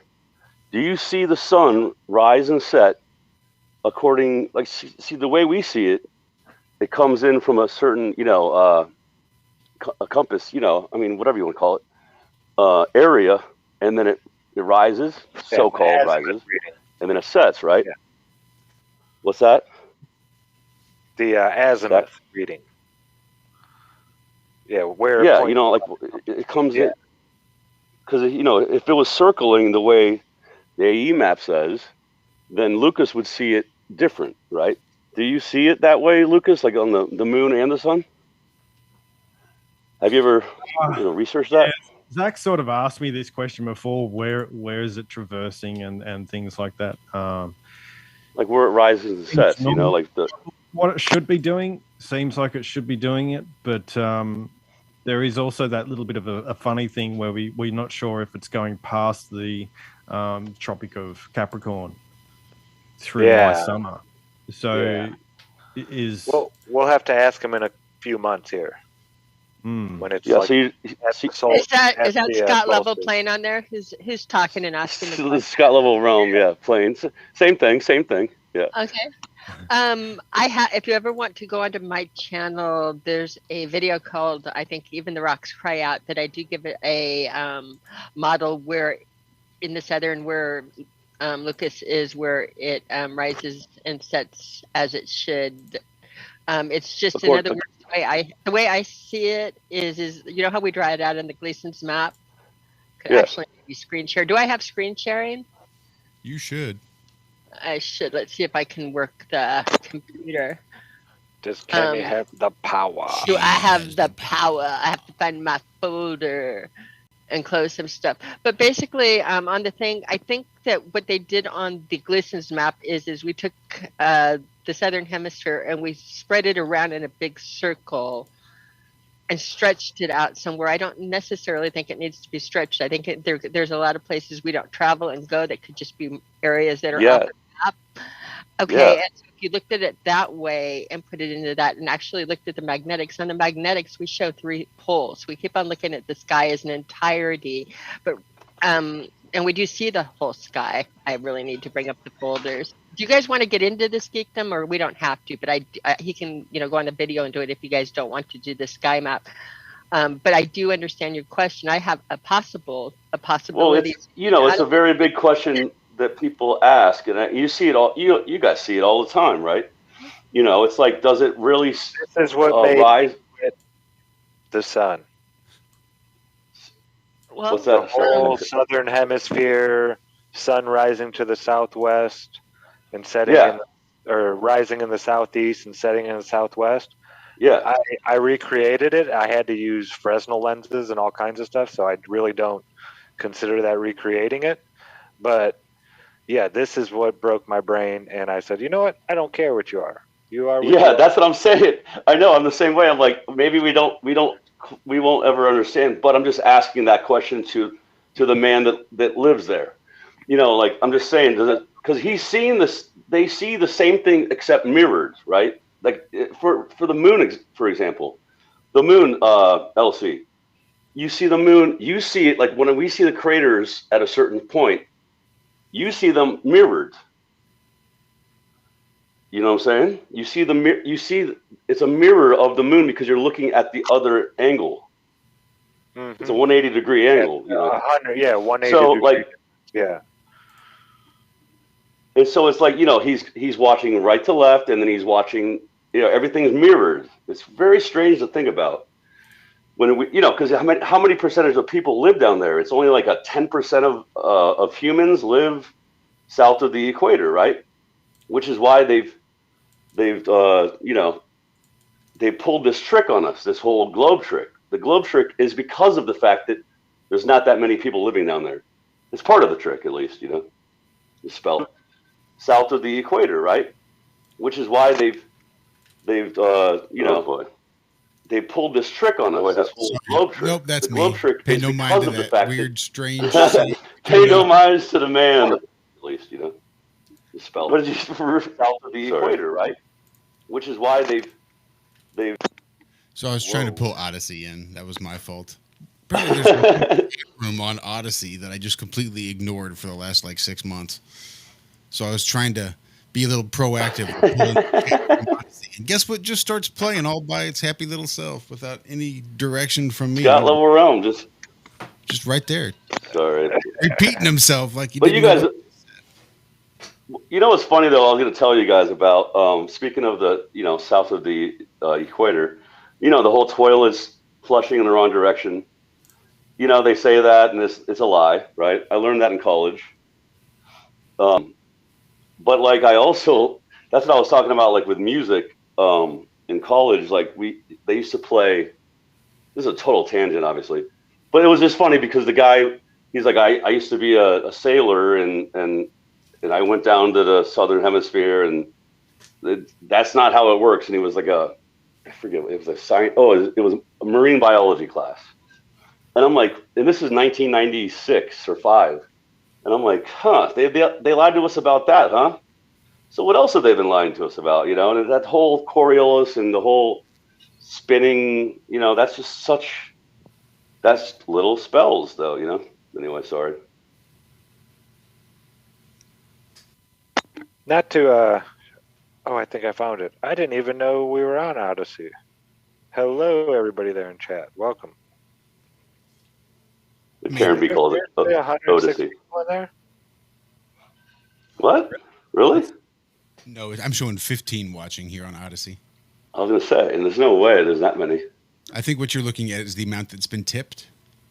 Do you see 106/$0? Yeah, that's what I see. Yeah, I think that's the amount that $0 is, that's what we've been tipped so far. Awesome. Red Pill Philosophy in the chat. Love you, brother. I think this goes back a little bit. I don't know that this is necessarily right now live. Okay. Because I think this goes back a little bit. Yeah, I've never been on Odyssey. This is wild. I use it so little that I thought it would be a good idea to include the chat, but it turns out that it was not a good idea to try to include the chat right in the middle of the show. It's interesting as well when you think about the movement of the sun. If this is actually the case, that may actually change the magnetics of the whole plane, basically. It would change the magnetics of everything. Now, I don't see what I have. Do I have this screen up right now or no? Yeah, you got the star trails up. Yep. Okay, this is for you, Scott. Okay. Yeah. Okay, and I can give you more later, and I don't even know if this is a good argument, but this is just a possibility that right now, when we take a composite picture of the sky over and over again with the star trails, we get this, which happens to look just like a magnetic pattern. This looks like a quadrupole rotation. I was going to say quadrupole, by the way. I was going to say, there's got to be some kind of quadrupole happening, right? I'm going to show magnetic. Show you that. I'm going to show you that in 1 second. So look here, and we will do the quadrupole. And remember quadrupole right here. But this and this, and when we actually composite, we match up the sky time and time again. In other words, the ground, you can fake the ground because of the ground cannot. You can hide the ground. You can't see the whole ground from anywhere on the ground. Correct? So you can fake the ground, but we all see huge swatches of the sky, and we can match them up. And time again, when we match them up, we come up with this. So is everybody on the same page now? Okay. Yep. Now I'm going to tell me if this is coming up as a. Do you see the map that I have up now, with the red and the blue on it? No. Okay, then I'm going to have to stop sharing and share again, because I really am bad at this. If you share your screen, it will only show that specific screen. If you share your whole window, it will show whatever screen is open on that window. Got it. You just helped me a lot. Birthday boy. Now I think I've got it right. Okay, this is the magnetic map, and it's stretched out on here, right? If you look at your magnetic, Scott, you have a quadrupole right in the middle. 1, 2, 3, 4. Think of your center rotation above this. Now you have a dipole here. Think back to what you had at that rotation. And the rotation that way that they saw it rotating around them. And you have another dipole that has to be where the red and the blue come together off of the map, right here. So you're following that you have another one of these. See where this comes together? This is a magnetic map. Yeah. It's declinations where you have the red and blue. They don't just wander off. They have to do what this does. It's going to, if you follow your little magnetic lines in that, it comes out to be right about where I have my cursor here, if you can see it, okay? Now I'm going to have you look at it in another way. Okay, so we had that. Now, let's do it from the ground on another way. If you took the map and you didn't stretch it and just left open areas, on the magnetic pattern, remember the magnetic pattern, you have a rotation here, you have a rotation here, and you have another rotation here. If our sky is really as it's described as a vault of looking glass, you have a sky of mirrors going on and a sky of reflections in that. I think the that firmament, yes, that's the, yes. I think the firmament is your father. I think it's a in other words, instead of a single dome, I think if you think of the way that domes are always done in churches, it's 3 domes. Your main dome, the way they do it in buildings, your main well, dome. There's 7 firmaments. Right. That according to the Bible. And those are the Bible is right on that, and that'll take you into your firmaments. The way they're listing it are your each rotation going up on there, your different rotations of the planets and times on it.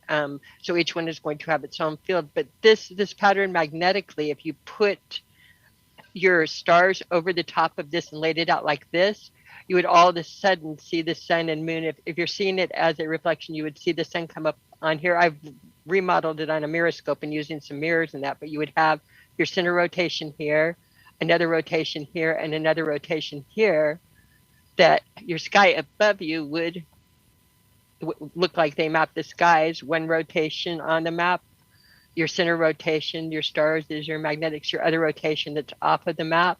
I'm taking these all from astronomy, their papers. This is how 1 rotation, 2 rotation, 3 rotations. So I think where he is in Australia, which would be this one here, I think he's seeing his sky as a rotation like this, why we're seeing the rotations going like this, because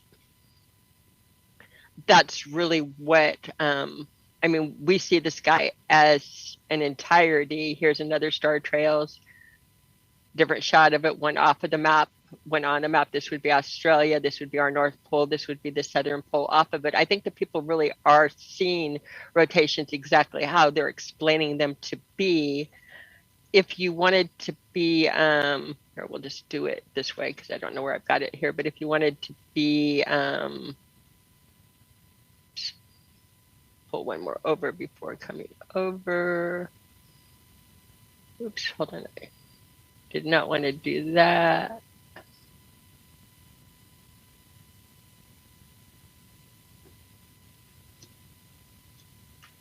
Well, while you're doing that, have you guys ever seen a guy that made like a domed reflective? It showed like how what you see from the southern hemisphere would reflect kind of like the Southern Cross and kind of like the way that the stars are possibly kind of reflecting off the dome per se. Do you guys ever see that? The guy was in Australia actually.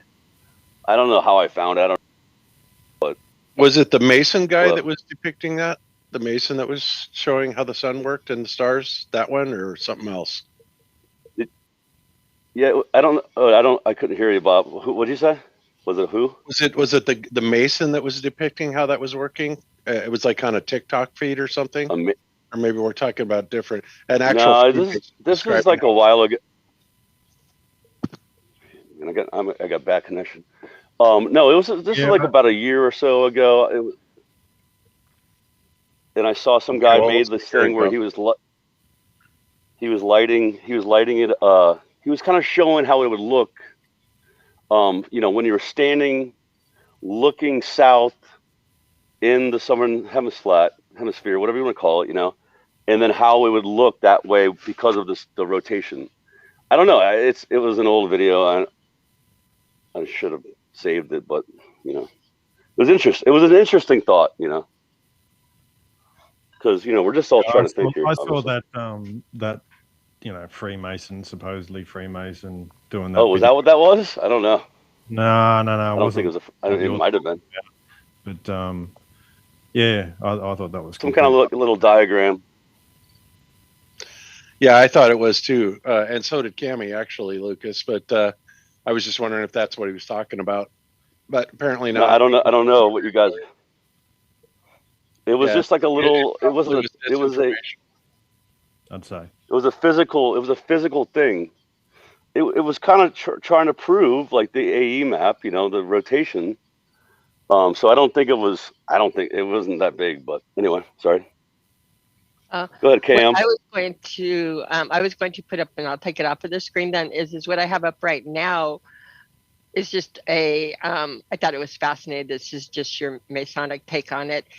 What I think is going on with your southern poles and your southern rotations is something called a loop, a magnetic loop. And I thought it was interesting that the symbol for a magnetic loop and what I think the southern star rotation is an owl with one eye closed. And I just thought that was kind of freaky to look at, because I was like, oh, so this is working as a loop. And then when you look at the signal of a loop, again, just don't know, looking at possibilities, but I can't not see the owl with one eye closed. Yeah, that's interesting. So, yeah, we also, I don't know, right now going on, I think, is the Santa Monica meetup on the Santa Monica Pier right now going on. So that up on that. What's it gets it? If you're at Santa Monica, you want to go to the pier and meet up. There's directions on it on the What's It Gets It channel. And thought I would mention that. We also have Flattoberfest coming up, but I'm going to quit sharing screens and be quiet for a little bit because I've talked too much. So this has been fun, people. Stop sharing. Well, I wanted to say something about the moon. Right now, where is Santa Monica at? It's a suburb of I know LA, it's on the beach. Just okay. It's near LA. Yes. Uh-huh. All right.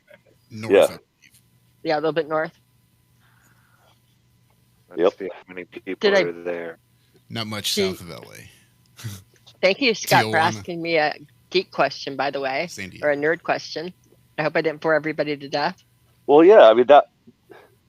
Well, that's what I was going to ask LC. You know, in the very beginning. You know, like because, and also the moon too. Like you guys, I don't know if I said it before, but my mom used to work in the ER, emergency room. You know, and when it was full moons, she would always say like there was more. You know, just there was more influx of, let's just call them patients, right? Patients. And I'm like, why is that? You know. And it's like, oh, well, the way I see it is the moon is absorbing, like Elsie knows. The moon is like it's the absorbing of the energy back into what I call the heavens. And I what I do is I think about it like a battery, but I think about it with God, right? God is the ultimate. He like the energy goes from God to the sun to the salt in the sea. And then the earth is the, the bridge, the salt bridge, and, the electrolytes. And then it goes back to the moon. The moon absorbs. I always say sucks, but it absorbs the energies, right? So when the moon is a new moon, it's absorbing a lot, right? So everybody's like calm. And everybody's like, there's not as many murders or stabbings or whatever you want to call it. And once it gets full, it's getting like, it's almost like I think about like a battery, except reversed, right? Where the battery gets too full and it's like, I can't absorb any more energy, right? So then people go, like they say, lunatic, loony bin, whatever you want to call it, Luna. Yes. Lunatics, lunacy, all moon. Yeah, lunacy. Yeah. Yep. So what I'm saying though is like, so why would when it's full, why would your brain go crazy, right? Because it can't absorb anymore. It's like it's at that, like, the 100% full. Oh, can't take any more in. So therefore your brain the energy, the lunacy of your brain can't go anywhere anymore. And then boom, that's why you get more crazy people. It's just an idea. I'm just saying, you know what I mean? Because I see the moon as because I don't know if LC, if you guys know about this, how moonlight obviously is colder. You guys have seen that, right? Right. Mm-hmm. Moonlight, the it's way kind of that like a colder light. It's not a the moon and the full moons is that it's basically energetically more powerful when it's a full moon. And what I suspect it's doing is, it's got a higher charge, and it's actually drawing up electrolytes or salts and allowing for a dispersion in the body. And what I think is this is why it's good to do seeding, plant by the moon and those sort of things, is that you're getting this this draw of energy. And when you have a higher salt dispersal or nutrient uptake at the full moons, it's it's better growing conditions. But also there seems to be a linkage between the penetration of the salts within the body and hormones. So there seems to be a link there of what the body's doing salt wise, because it's hormones, dude. That makes and how well they disperse, and it basically gives you more hormones. energy. Hormones. Actually, the word says the hour of the moon, right? Yeah, exactly. Hormone, right? So and I think it's to do with how the waters are actually, it's easier to disperse through the body and penetrate the body and create a nice change. Voynich. That's interesting. Yeah, you must hormone. Yeah, the hour of the moon, right? Yeah, that's good stuff. I'm going to throw in too that when you throw the magnetics and the lighting into it, again, remember both of them, the magnetics and the lighting, and the energy from the lighting itself and the energy from the magnetics at the new moon are at their very, very, very weakest by far. I mean, they've hit their Curie point type of thing where they've shut off as far as the lighting, and the magnetics are very low. And when they're at their very coldest, which would be the full moon, is when your magnetics are by far their strongest. Magnetics get mega stronger when you expose them to cold. The same with fluorescent lighting and everything everything coming from the moon would be temperature dependent, and the temperature would be depending on how close proximity. So when it's at its full moon, the moon is at its very strongest because it's at its coldest when it is like at the full moon. So that would work completely with the magnetics and any of the energy coming off. If you can put it into different terms, but I do know that the cold, it would be a huge codependent in these. Yeah, that's right. The colder you get, the less resistance there is.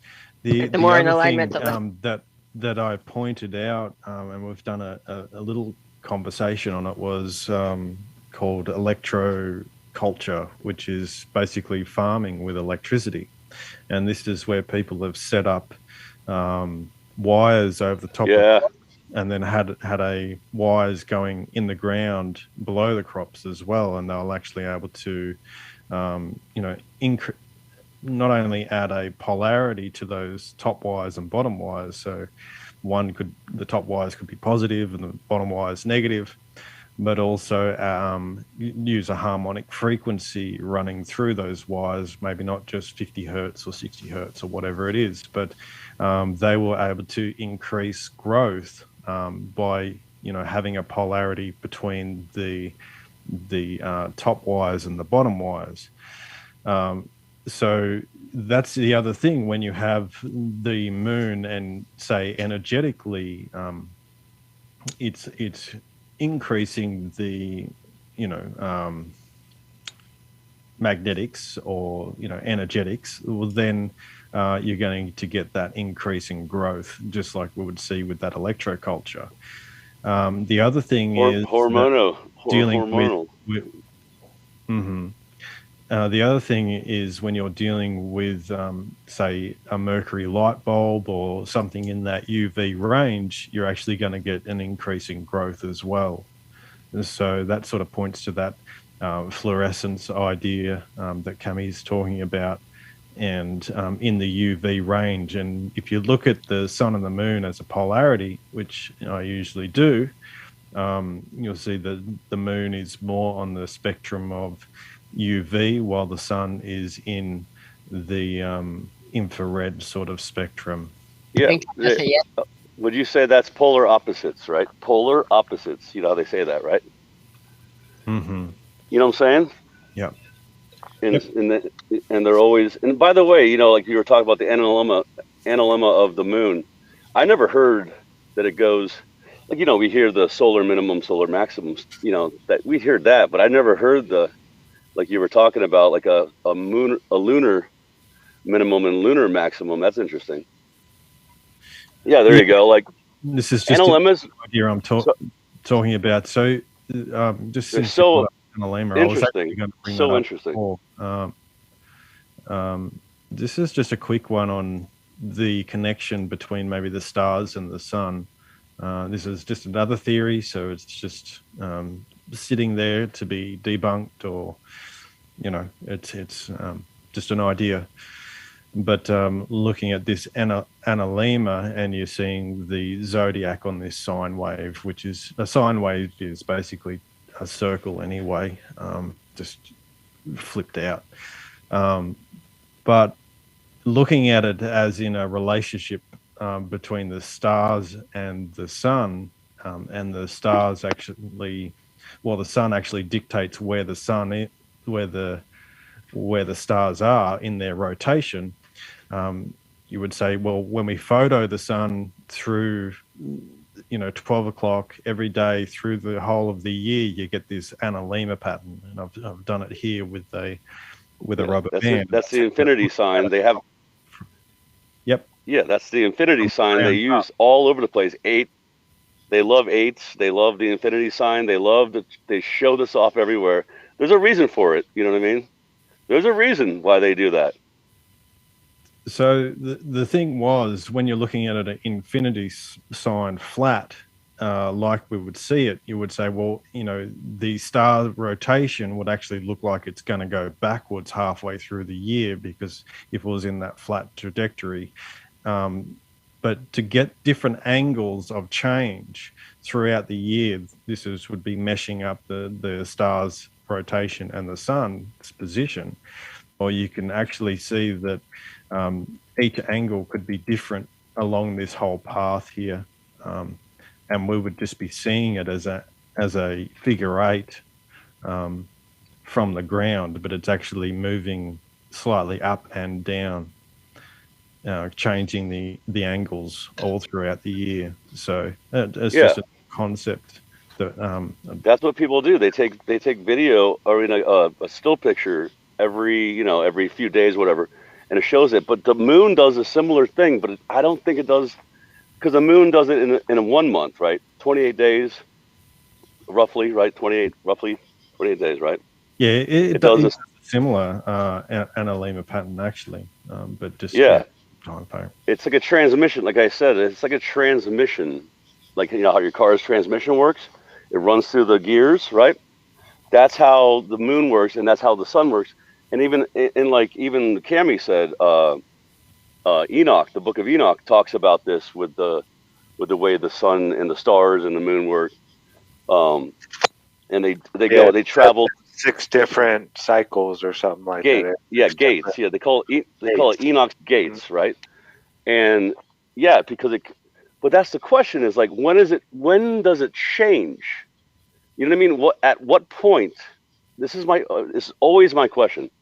At what point in the time you call timeline, right? Does it change? Where is that changing point? You know what I mean? Because you guys, everybody wakes up. We see the moon. We see the sun. You see it in a different spot, right? Just like Voynich said. You see it like sometimes it jumps. It jumped. It went north. It went south. Whatever. But when does it change is the question. You know what I mean? You understand what I'm saying? Like, at what point? Where is the beginning of the change of that? You know what I mean? That's the weird thing, right? I think that's the 18-year cycle that Lucas is talking about. No, I mean like daily. Like what? But that's what I'm saying. I think I know what you're saying, because the same thing goes for the Terminator line on the moon. When you watch it all night, it doesn't change, but it's changed the next day. It's further than the day. That's what I'm saying. Yeah. That's what I mean. But everybody who watches it doesn't see it move. But that's crazy. Actually, Right, I can't wrap my head around that. yeah, like The when way does that it they like do do it the? on a daily, can I help you with a daily basis? I don't know where, I can't tell you where the gates are, but the way that they change daily is if you look at it, look at the sun and the moon circling above you and just make them circles out of simplicity, right? So, and make it that the sun circles around. So when you look up at noon, it's now noon at your house and there is the sun, right? And because each cycle is going to have its own time to it, you'd be able to, if you know what the phase is when it's rises and sets, you'd be able to look at it in the sky and know what time it is. But you have to know where you are in phase and where you are in time. But so the sun is around you, it goes, and the sun's around you again. So one solar day has gone. So the sun is under. In that time, think about it that the moon goes a little bit slower and it falls back a little bit. It doesn't make it as far in the circle.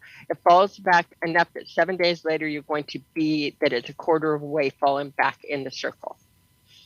At 2 weeks you're going to have it at a full moon. So every day it's just not quite making the circle and it's falling back a little more. And that's why again when you look at the sky every night you're going to see a little bit of a different phase in that because it's falling back a little bit more. So you're going to see it on a different is going to, when it rises and sets, it's going to be at a different phase, and they match up perfectly. Again, we won't do it tonight, but you can go onto my channel and look at. There's a video called Moon Phases Explained, or Moon Phases something on Aislinn 717, and it will walk you through the phases and where you are in time, and what time. A full moon, a full moon will always rise and set. Yeah. Let me ask you a question.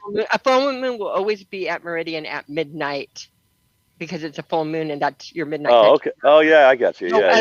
No other, if there's another phase in the sky that's at meridian, it's not midnight. It's only when the full moon is at meridian that it's midnight. So you can actually work it all out with where you are in time quite simply by just putting them on circles and looking. So if you go to moon phases on my channel, Aislinn 717, you can kind of see why you would see the different phases and why it's changing so much, where it's looking at, that way. Yeah, well, I was just saying, like when does it actually, like what is that point where it actually changes? But you just reminded me of two things. First thing is this, a super easy globe debunk is like when you see the moon, how they say, it's not the globe debunk per se, but how when they say, the sun is shining on the moon, but if you see the moon sometimes, it's nowhere near looking like it's shining. There's no way you could possibly take three balls, globe. Hold on, I want to tell you how to do it. I want to not three balls. You can do it on a flat Earth. You can. Your biggest. No, I know on a flat Earth. Yeah. First of all, I don't think the moon is giving off its own light. Reflective. I mean, not reflecting. I mean, giving it. In my opinion, this is just my opinion. But what I'm saying though is like in the morning, or even like in the morning it'll be shining. There's no way you could say. I don't understand how anybody that believes in a globe can say, "Oh, that's because of this." There's no way because the sun is behind the Earth. First of all, there should be no actual full moons at dead nuts midnight or whatever, or what I'm saying, like when the moon is obviously on the other side of the freaking Earth, there's no way you could have a full moon because the sun is on the other side. There's no way. How do they explain that? I'm sure they have ideas. That is your key one. And I used that at the Dallas conference. When I opened up the Dallas conference and the cleaning crew and everybody were there, I took them out, and the Dallas conference was perfect because we had a full moon up above, quite a bit above the horizon, quite a few degrees, and we had the sun rising quite a few degrees. And it was like, look, you have your full moon, there's your sun, they're both fairly high in the sky. Tell me, how can they be on opposite sides of a ball? And that was a great head scratcher for these people. A great one. Yeah, that sounds like a good head scratcher. Screened to help people. I don't know if you guys pull it apart or whatever, but this is just a general concept. What it does is show the moon phases, and it really shows it depending on where it is in relationship to the sun. So in this case, the sun is not moving. So that just helps you, when you put it in a stationary position, it helps you understand what the phases are doing. And so no, it doesn't always work that way though, bro. Like, I mean, are you saying that? Do you think that's LC? Do you think that the sun? I think so. I think for sure that light is always facing towards the sun. No, it isn't though. Like it, because you're thinking the sun is over to the east, but the sun is really to the north. Oh, you're saying on a flat plane. You're saying on a flat plane, right? Even on a flat plane. Okay, I'm saying on a globe. It doesn't work this way on a globe. Like as far as the way that it doesn't work that way on a globe. On a flat plane, I'm saying this. I think that the sun. Oh, yeah. And the moon have this interaction. I'm not saying that it's the sunlight we're seeing hitting the moon, but it does have. Yeah, you're right though. And that direction have something. Yeah, where it is. How the moon is, and then when it's further away, it needs to be full to build up the potential to match the distance to equal the sun. It's all electrical. So when it's closer, it doesn't need to put off as much energy, and it looks smaller. So that's how I see it. When you're looking at the visual of this or trying to understand the depiction, this would be you here standing, the viewer. So this is what you're actually seeing of the moon. So you would only see this sort of tiny portion of it. I don't know if you can see my mouse there, but if you're looking at it from one way, you're going to see basically a new moon, because the lit side of it's facing directly towards the sun, and it really just matters on the viewer and where they're positioned that you're going to see these phases. So hopefully that helps to understand that you're only seeing a portion of that face that's lit. And so you're basically standing for a full moon. You'll be standing between the sun and the moon, and you will be directly and they're 180 degrees away from each other. The opposite is that new moon, where you're only seeing basically the backside of the moon, the dark side of the moon, and that's towards the sun. LC, you still think the moon is like a metallic? Or is that? Yeah. You think? What do you think? You think it's metallic? Yeah. Like a plasma type metallic substance or something? No, I believe they're metals, and it's refined. Yeah, that's what I mean, metal. But like, you created it's a solid metal. Solid metal. A solid metal, yeah, and we're just seeing. Okay, I got you. And he's got some really good science backing it up.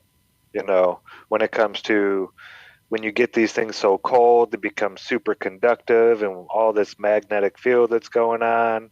I mean, the temperatures up there are so cold that if these things, if they are a metal, it would act like a superconductor, being, with that charge up there, to where it would just. Have you ever seen the superconductors where they can put it in any position and then move it around on the magnetic track, and it doesn't fall down? It's just levitating there. Kind of the same concept up above. There, it's so cool. Yeah, bro. That's what I was. 270. That's what I was thinking.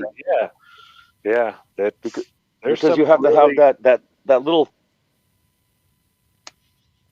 Go ahead. And the other thing I was just saying, is I can give at least a hypothesis of how those metals got there in the first place and how they can be refined like they are. So the main one I point to is mercury, because of its ability to be a liquid and a gas, and it gets up there via volcanoes, but also has a really high surface temperature. It has electrical properties, which are amazing, frequency properties. Yeah, dude. But you talked about this. I heard you talk about this. This is good.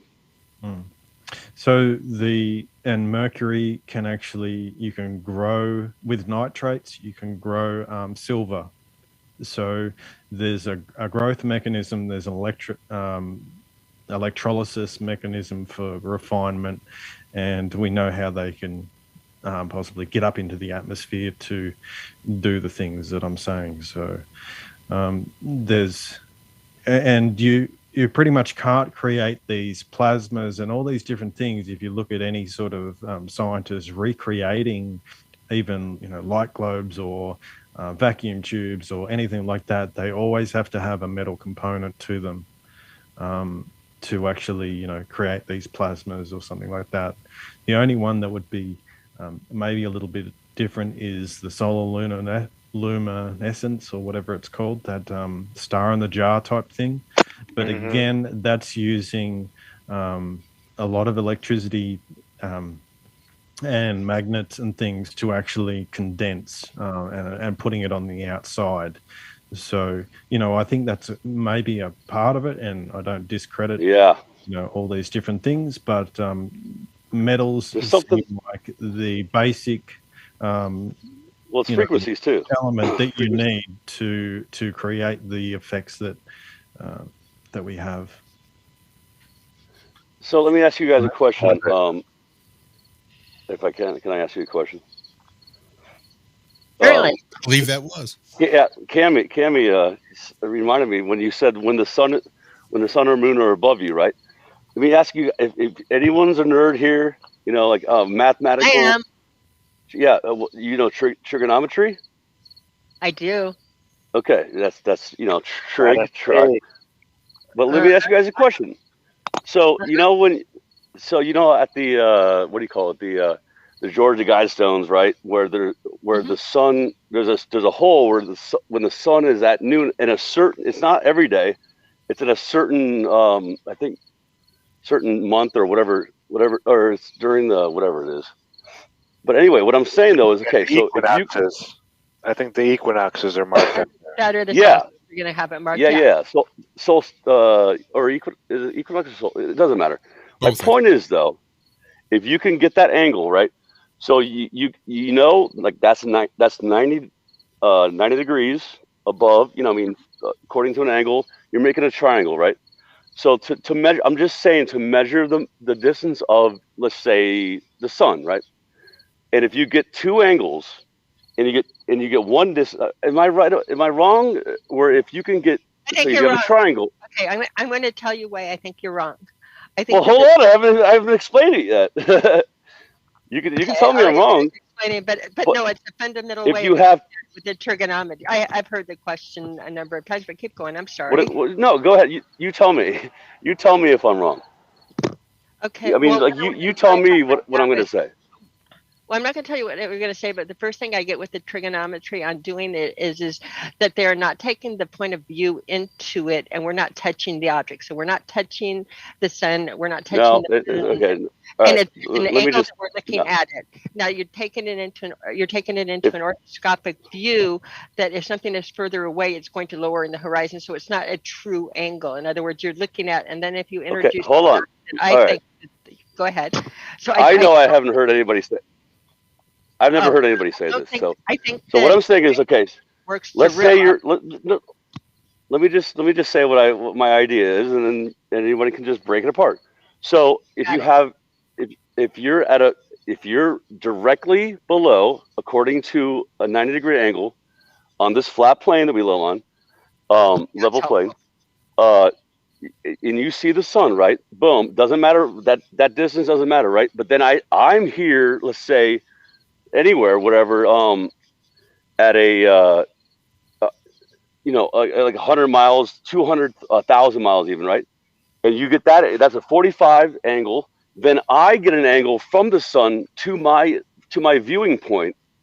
Okay, so that's two angles, right? So when you get two angles of a triangle, you can obviously figure out the third angle, right?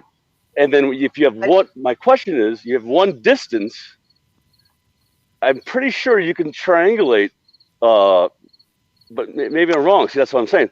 Like if I'm 1,000 miles away at a 40, or if you throw in a third, like many people have done, It's a variable. the lines never cross. Okay, I don't think it should ever work. In other words, even when they're doing the 2 and the 3, again, you're talking in triangulation. You're talking about doing it to reality. Yeah, I'm saying if you have two angles, how high they are. Your two angles that you're measuring, though, you're not taking into consideration that the one angle that you're measuring with is correct. The only angle that you can do correct from a distance that is. No, there's two. There's two. Away.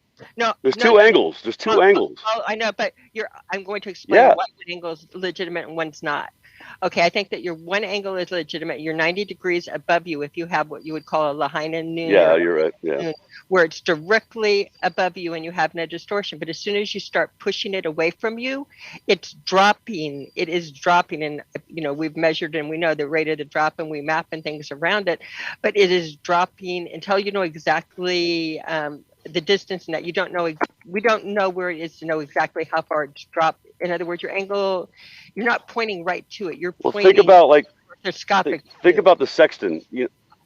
Remember Mitchell from Australia? Right. With the sextant, how the sextant works. Are going to be, but it doesn't. Those are two angles. You have to. I would Those trust are two angles. Angles that were both at you would have to move it in time because again, by the time it gets to a different place, it's 90 degrees over there. I think that you could back into it, but I think that you're taking your perspective and what this perspective is bringing down the moon. You're trying to factor that into the equation. Your triangulation. The second angle. Yeah, the second angle. 45, I don't believe. I believe that you're looking at a mirror of. In other words, if you have a sky of mirrors and you're seeing it at 45 degrees, I don't believe that it's really a straight line 45 degree from you. I think that is your perspective, just like your perspective when the sun sets.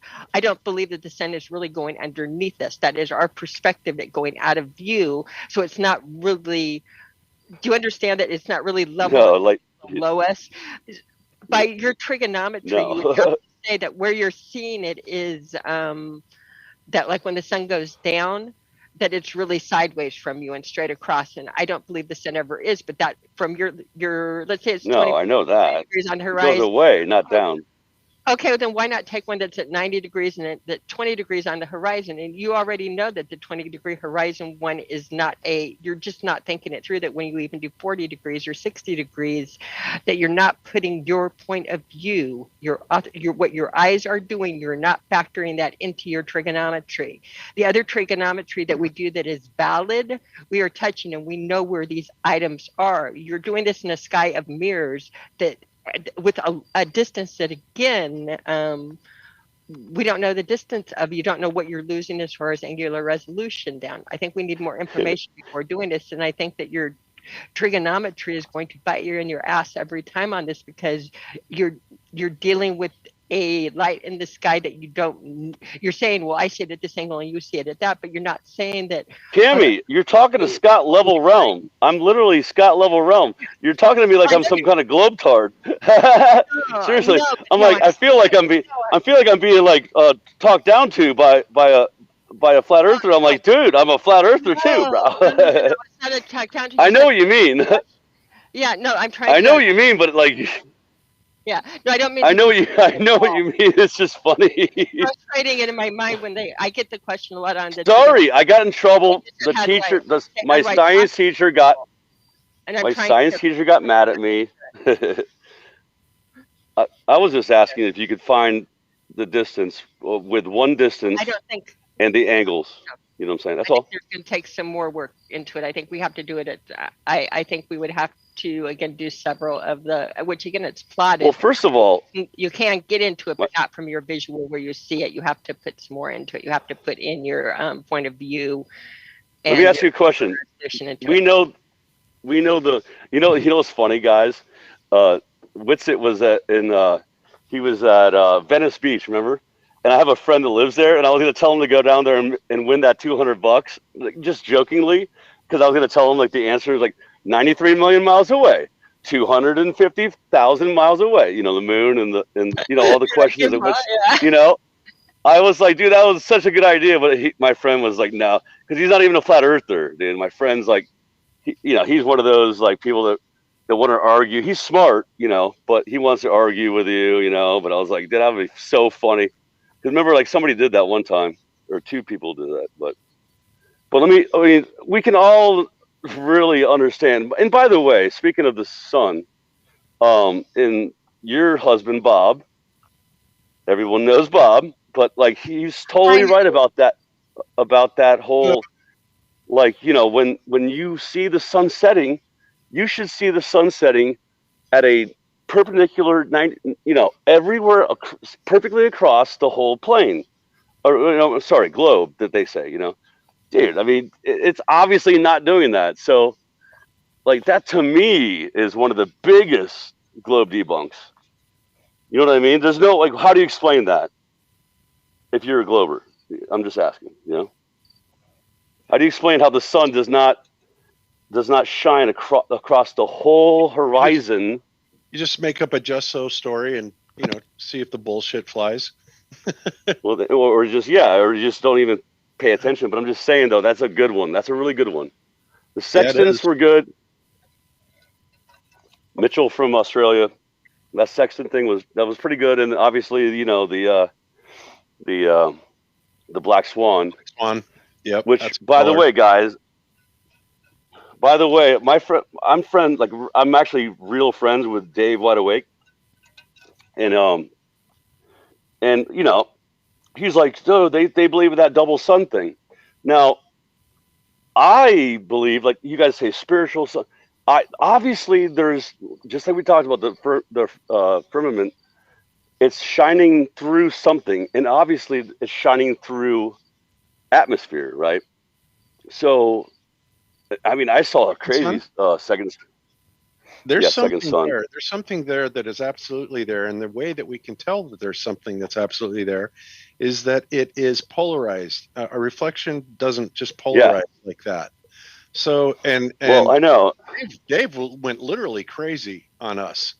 I mean, Did he though? Listen. Listen. I don't care. There's no beef or whatever. But did he go crazy on you? Oh my God, he was telling everybody how I was bullying him and all this shit. And I'm like, you got to be Yeah, kidding. he told me that.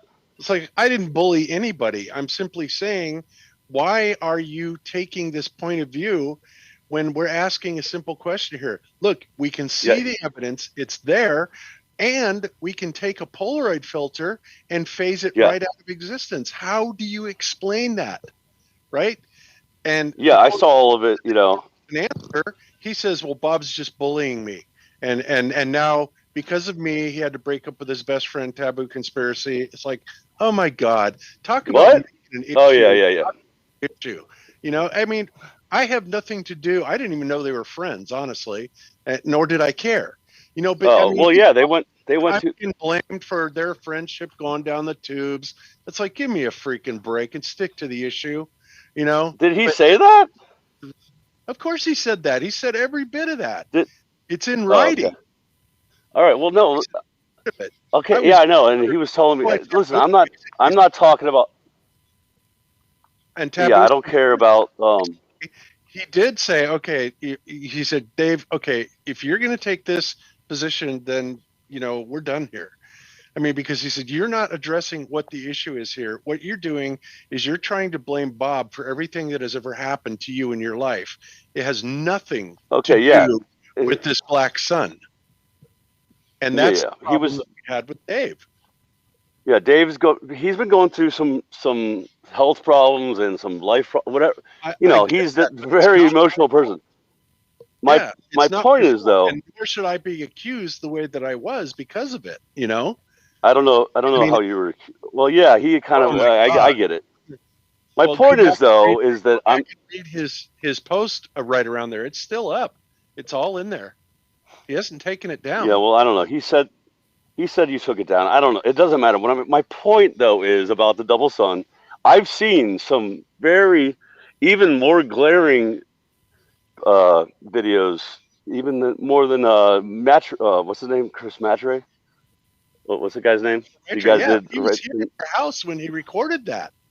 Yeah, I saw the whole thing. That's why I was. But Chris Van Matre was here when we got that second. Yeah, Chris. Yeah.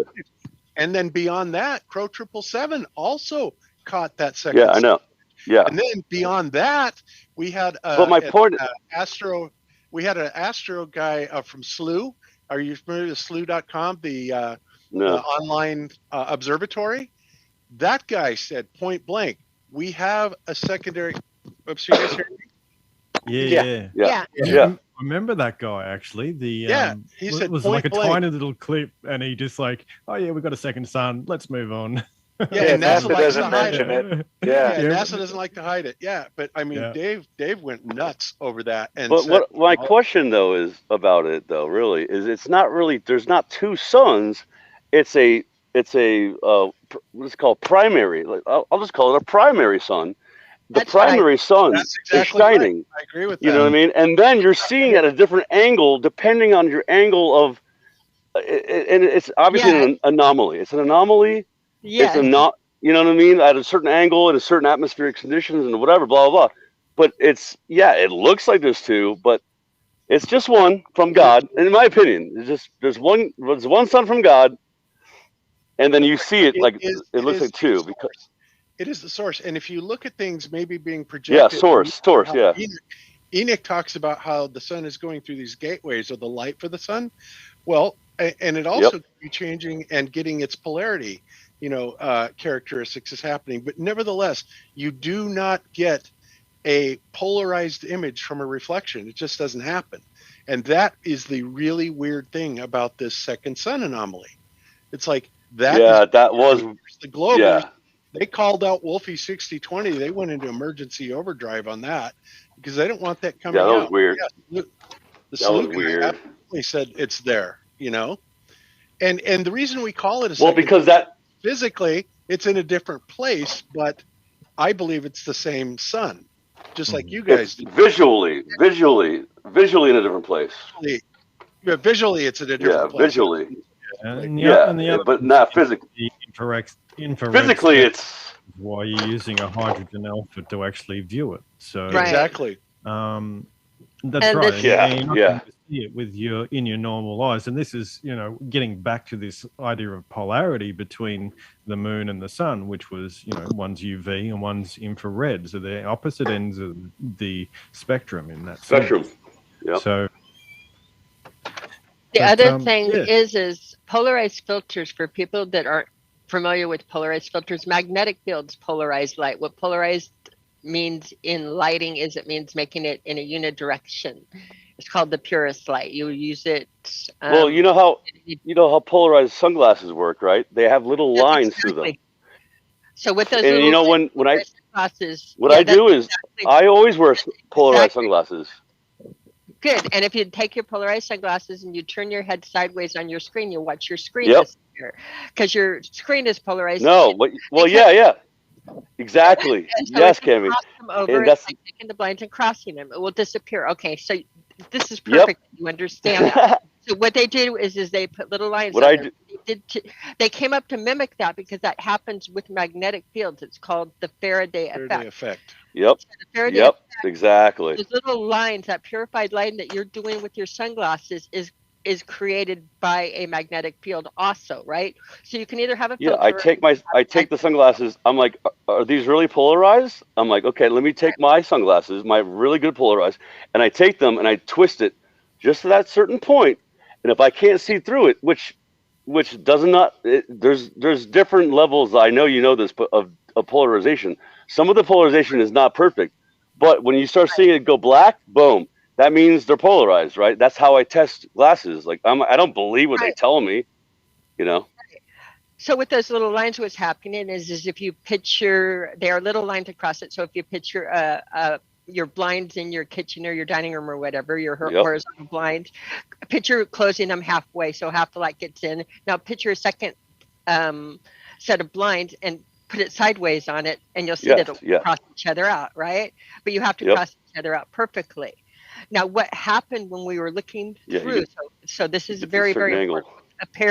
With a single Polaroid filter or a single pair of sunglasses with lines going in one direction, you cannot make anything go away or black out.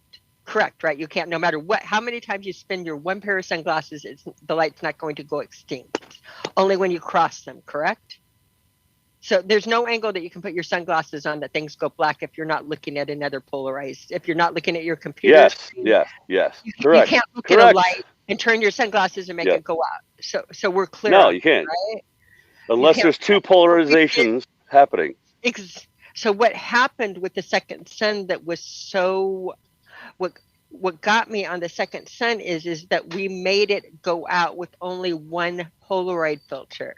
We cross polarized. Yes, I know. Second sun. I saw that. And you can't. I saw that.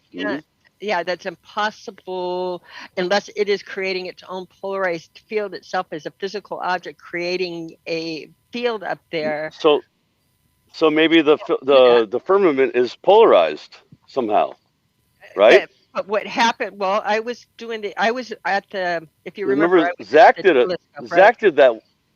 Zach, you did that one right thing. Okay, that was no, me. But he did like the Zach. So I was right there. No, I think he's talking about the video I did after it. Oh, okay. Yeah, he made like a video showing. Oh, exactly, yeah. showing it.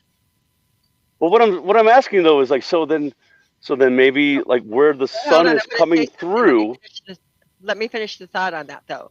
When we shifted the thing around, if it was the firmament, the entire field of plane would go extinguished, correct? Because it would be everything in the background. It just wouldn't be the sun itself. It would have to be the firmament. It had to be that second sun reactant because it reacted only on that one spot to the Polaroid filter. It was only that spot around it. It did not take Or that was the only light that is on the other side of that magnetic field.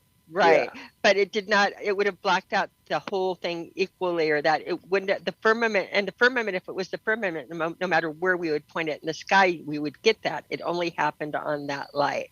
So when people ask, maybe it's the firmament that's polarized, that doesn't work as a second source because of the fact that you would take out everything in the sky. You could tilt your sunglasses and wherever you looked at the sky, that would go black. It was only that one little area. Does that make sense? Am I explaining this well, or could it be explained better? Yeah, that's right. I kind of forget. The source sun is the one that got polarized. Yes. But the regular sun didn't, right? Yeah. Right. Not the sun. So the light, sun. Yeah, the sun that we don't see. Yeah. Right. That's what I'm saying, though. So maybe this. Physical. So that would point to that being the physical sun, and what we actually see as the reflection of it. You know. Oh yeah. Okay. Yeah. Right. Something like that. And that's why it can't be triangulated. And that's because why it can't everybody be sees the reflection from a different angle, so the sun appears to be in a different spot. Yeah. So that is exactly. Yep. Exactly. How come I'm not seeing level up in the chat here? Are you on the phone or something, or? His joint through. I'm on a phone. I'm on the main. Yeah. Oh, you're on. So you're on the phone. Okay. All right. Because I was gonna throw you that link, but I don't see you. So. What link? If you throw it into the Iron Realm chat thing. The wide awake link. Okay. I threw it. Okay. Oh, bro, listen. I'm not into that kind of stuff. I'm not. Listen, dude. I'm just saying he's a guy. He's not even like. He's not even me either. I didn't bring it up. You did. Okay. But, I'm saying. Oh, I know. Dave's problems are Dave's, not mine. I had nothing to do. I know, bro. On the offensive to They're me. not. And it's like I wasn't. And listen, I wasn't trying to do any. I was just trying to bring up the second son thing. I'm not. I got no skin in this game, or whatever. I know. I don't care. You know. Specifically brought up Dave. Sorry, Bob. Listen. By the way, I love you guys. Got your energy back. You guys. This has been a very energetic stream. And to change topic. To change topic. By the way, no, I'm serious. Like, one more. Remember Good Times for All? Zach was. Hear me out for a second. Go ahead. Second sun as an electromagnetic source. You actually do get these field lines that can occur when you're dealing with a plasma, and that can give that effect. So this is just my theory. You know, I'm full of theories by the sound of this stream, anyway. But the in general, and Lucas, the surface of the sun as being a plasma, and created via it takes three things to create a plasma. You have heat, you have low pressure, and you have a magnetic field. So once you've got those three components, then a plasma can be formed. And so when you have that a plasma moving, then you're getting that polarization can occur with the light. And then the infrared spectrum, that has associations with gold as well. So the ether looking, that's the thing too, looking through the ether. Ether is our electromagnetic field that we're immersed in. It's a medium exactly where, things travel through, so it's very real. And like Zach says, we can't escape it because we're immersed in it. Although you can't isolate yourself. You can't isolate. Go ahead. Yeah, that would be like Zach said, hole, wouldn't it? You can't get out of this, so you can't prove the scientific researchings without getting out of the container. You know what I'm saying? It's true, because we're in this container. Well, yeah, we can't block EF and magnetics. A Faraday cage, it doesn't block the EF radiation that's coming down. It blocks the magnetics. It's possible you could do it to some degree, and you would have to get a perfect vacuum though to annihilate the electric field, and then how do you create a perfect vacuum and then put something inside it? Yeah, you can't. Like Bob said the other, what was it, a couple days ago? That was perfect. Like, why would you need so many thick walls, 8-inch thick walls, and then you have this little ISS? Come on, get out of here with that. It's nonsense. Well, the thing is, it may be possible to, annihilate that without the vacuum, just by using two plates, different charges, and actually, matching the outside environment. But I don't know. Yeah, but I mean, do that. I mean to create no electric field at all. Yeah. To create to make no electric field in there at all, not manipulate it, but to remove it. I don't think that's possible. Mm-hmm. Yeah, because that static is going to travel along even the material. I was trying to think about it, and I was going to do a box inside of a vacuum chamber. But the electrostatics would travel along that material that you have inside that box and would get to that inner box still. You would have to... That's what I was thinking. Loading there. Dude, that's what I was thinking exactly. I think Ben brought this up a while ago, and he basically said that there was an experiment done where they did something underground and then sort of removed a lot of the electromagnetics components and had people in there, and they ended up getting sick. Like in a dome? We're basically, in a sense, when you're looking at it as an electromagnetic field, well, then, it is part of our health as well. Mm-hmm. Absolutely. Well, so anyway, Josh, are we going to... I just want to say something to the birthday boy really quick. Go ahead. Birthday boy. You betcha. I see your flannel shirt. But, speaking of this big white thing in the sky, this white, and you said you're growing White Widow. I'm like, dude, I used to that was my favorite back in college, dude. Like, seriously. Like, I remember, I had this one dude that, he grew White Widow. I'm like, dude, that to me is like, the crystallized white, that's cool, bro. And see, the thing about trying to grow these days is the White Widow we might have smoked 15 years ago isn't going to be the White Widow we have now. No. Everybody is refining their cultivars to the point that they're breeding very specific genetics into and out of these plants. So you might have some 4th generation White Widow, double, triple crossed, but because it's a White Widow dominant, everybody just calls it White Widow, but it's not going to look anything, smell anything, taste anything like a White Widow. The way it used to, right? Yeah. So remember when it's going to turn out. Remember when purple first came out? the perp. Everything. Oh, the purple. You know, I do. it tastes like grape. Mm-hmm. That's when they started, cross pollen or getting into flavors and all that. Yeah, and then you get all different hybrids. It's just hybrids.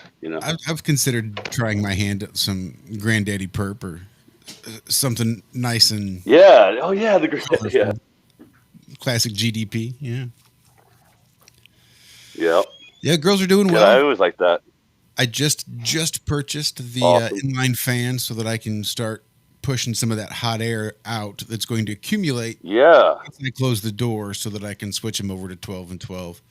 So once I get those flowered and harvested, I think I'm going to throw up some auto flowers and see if I can't get 3 or 6 of those going and just get a nice little harvest. If I can just get a couple decent big harvests where I don't have to feel like I'm on a time frame, where I'm now not having to buy my own and I can continue growing my leisure exactly. stockpile.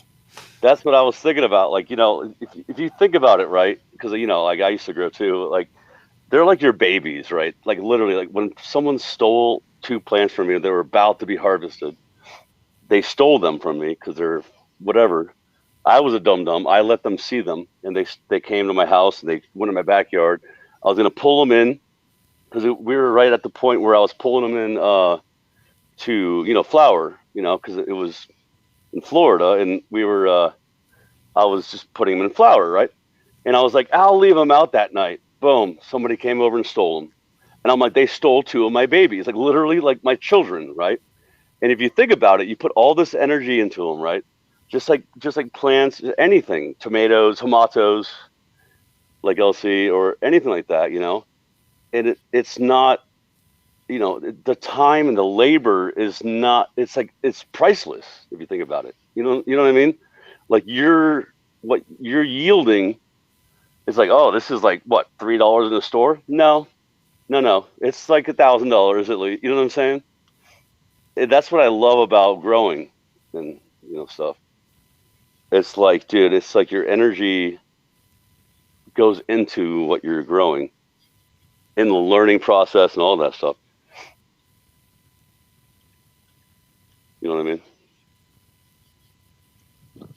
Oh, Scott, we're subjecting you to what's known as Iron Realm. Seizure or the quiet time. You talk and nobody talks back. We like to sometimes see who can go the longest without talking back. Oh, yeah. Cricket. Wait, no. Where's the crickets? Where's the crickets? You know them, right? And LC, everybody, by the way, like my garden was awesome. We got, remember I was doing the mushroom compost and just, whipping up a recipe of soil. And I can't believe that, like, even Zach was talking about snow peas. Like, we put snow peas in, they're already, I think, 1 didn't germinate. Boom, snow peas are about to be on the trellis. I mean, we got a lot out of this little garden. And it was cool to see, if LC's there, but it was cool to see his greenhouse and stuff. I love that stuff, man. I love it. Living on the mountain, it's changing, it's getting cold. Crickets. Yeah, we're not cold enough up here yet. We're not cold enough. Yeah, not yet. Yeah, I know. Because you guys are down there. 700. Yeah, the snow peas will go in here pretty soon. I have a soil temp thermometer. What was it? Between 55 and 60, Cam? Snow peas will take. But if it's hot, they won't germinate. They're cold hardy. Right. Oh yeah, if it's too hot. Oh, I didn't know that part. If it's too hot, it won't. Okay, cool. Yeah. So if the soil is still too warm, then they won't germinate. Yeah. Peas do not like outside weather hotter than 80 degrees. I learned too. They just you got to plant them in February, which is it dropped. Colorado. It dropped down. Like planting time of February. That's not anywhere on my Denver garden books at all. But yeah, I love peas. Yeah, peas are awesome. Beans, we had those. We're getting to the end of this thing. So I'm going to bail. Yeah. do we want to? I put a Karen made a new promo for Flattoberfest. If we wanted to play it, I put it in the show chat.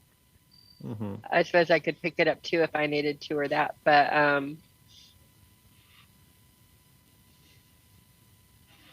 what do y'all think? Whatever. Yeah, you can play it. Yeah, sure.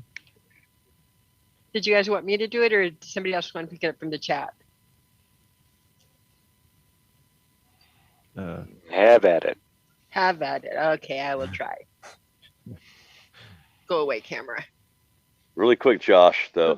Like you were saying, Josh, did you say you had a feral cat come on the phone? around? Hey, Bob. Oh, Josh is on the phone. Oh, is that... Doing that, I have to reset my computer screen here. Okay. The video you just posted? Yeah, the one that says the Flattoberfest one. Oh shit. I put two of them in there, both in the Iron Realm. I will stop my video here. Going on now, and that's the PBS link. Is Josh calling the moon? October. Okay, there I got it. Josh is calling the moon, isn't he? Okay. Oopsie. He's calling Let the me moon. back up, and I will go ahead and share screen. Thank you. I've got my screen back up now, but that was really helpful. Okay, hang on a second. Share screen. Oh, host disabled participant screen sharing. I can't do it. Haha. And your camera's on, by the way. It wasn't supposed to be. Well, it is. Okay, it's No, off not. now. Okay, I can probably try to play it then. Hold on. Oh, wait a minute. Now it's going to let me share screens. Okay. And if not, I've got it. Okay, so let's go. Basic screen. As long as this takes him to get up, trust me, it's still better than if I would have done it. Share sound. And what is it? Well, anyway, video. good clip? talking to you guys. Good to hear you guys are all healthy again. Energetic. It's good to talk to you. And yeah, we've been like locked up for a long time. So if we were aggressive, I think this is just getting out in there. I know you're No, flattered, and but Scott, we're good. Scott, I want you to know something. All right. I mean, first of all, I have nothing against Dave. I really don't. I don't care. I mean, it's fine.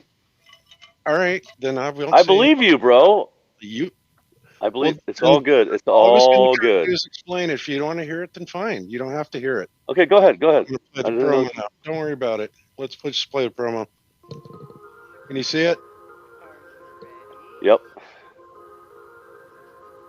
I see you guys down there. We'll be in person. It's all good. A 2-day event in historic downtown Spartanburg, South Carolina, with Mike Williams, Bob Nodell, music by ODD TV, music and presentation by Jason Lindgren. Marty Leeds of MartyLeeds33.com. Flat Earth Intel with Corey Kell. Music by One Big Love. How the World Works exhibit with Candy Nodell and Zach Zabala. Singles can join the secret mingle for single flat earthers. Live Q&A panel on day 2, featuring all the speakers and some of your other favorite content creators.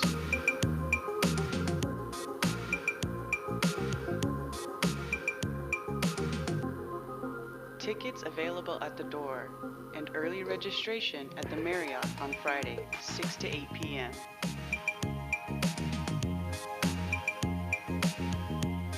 Ignite your divine spark.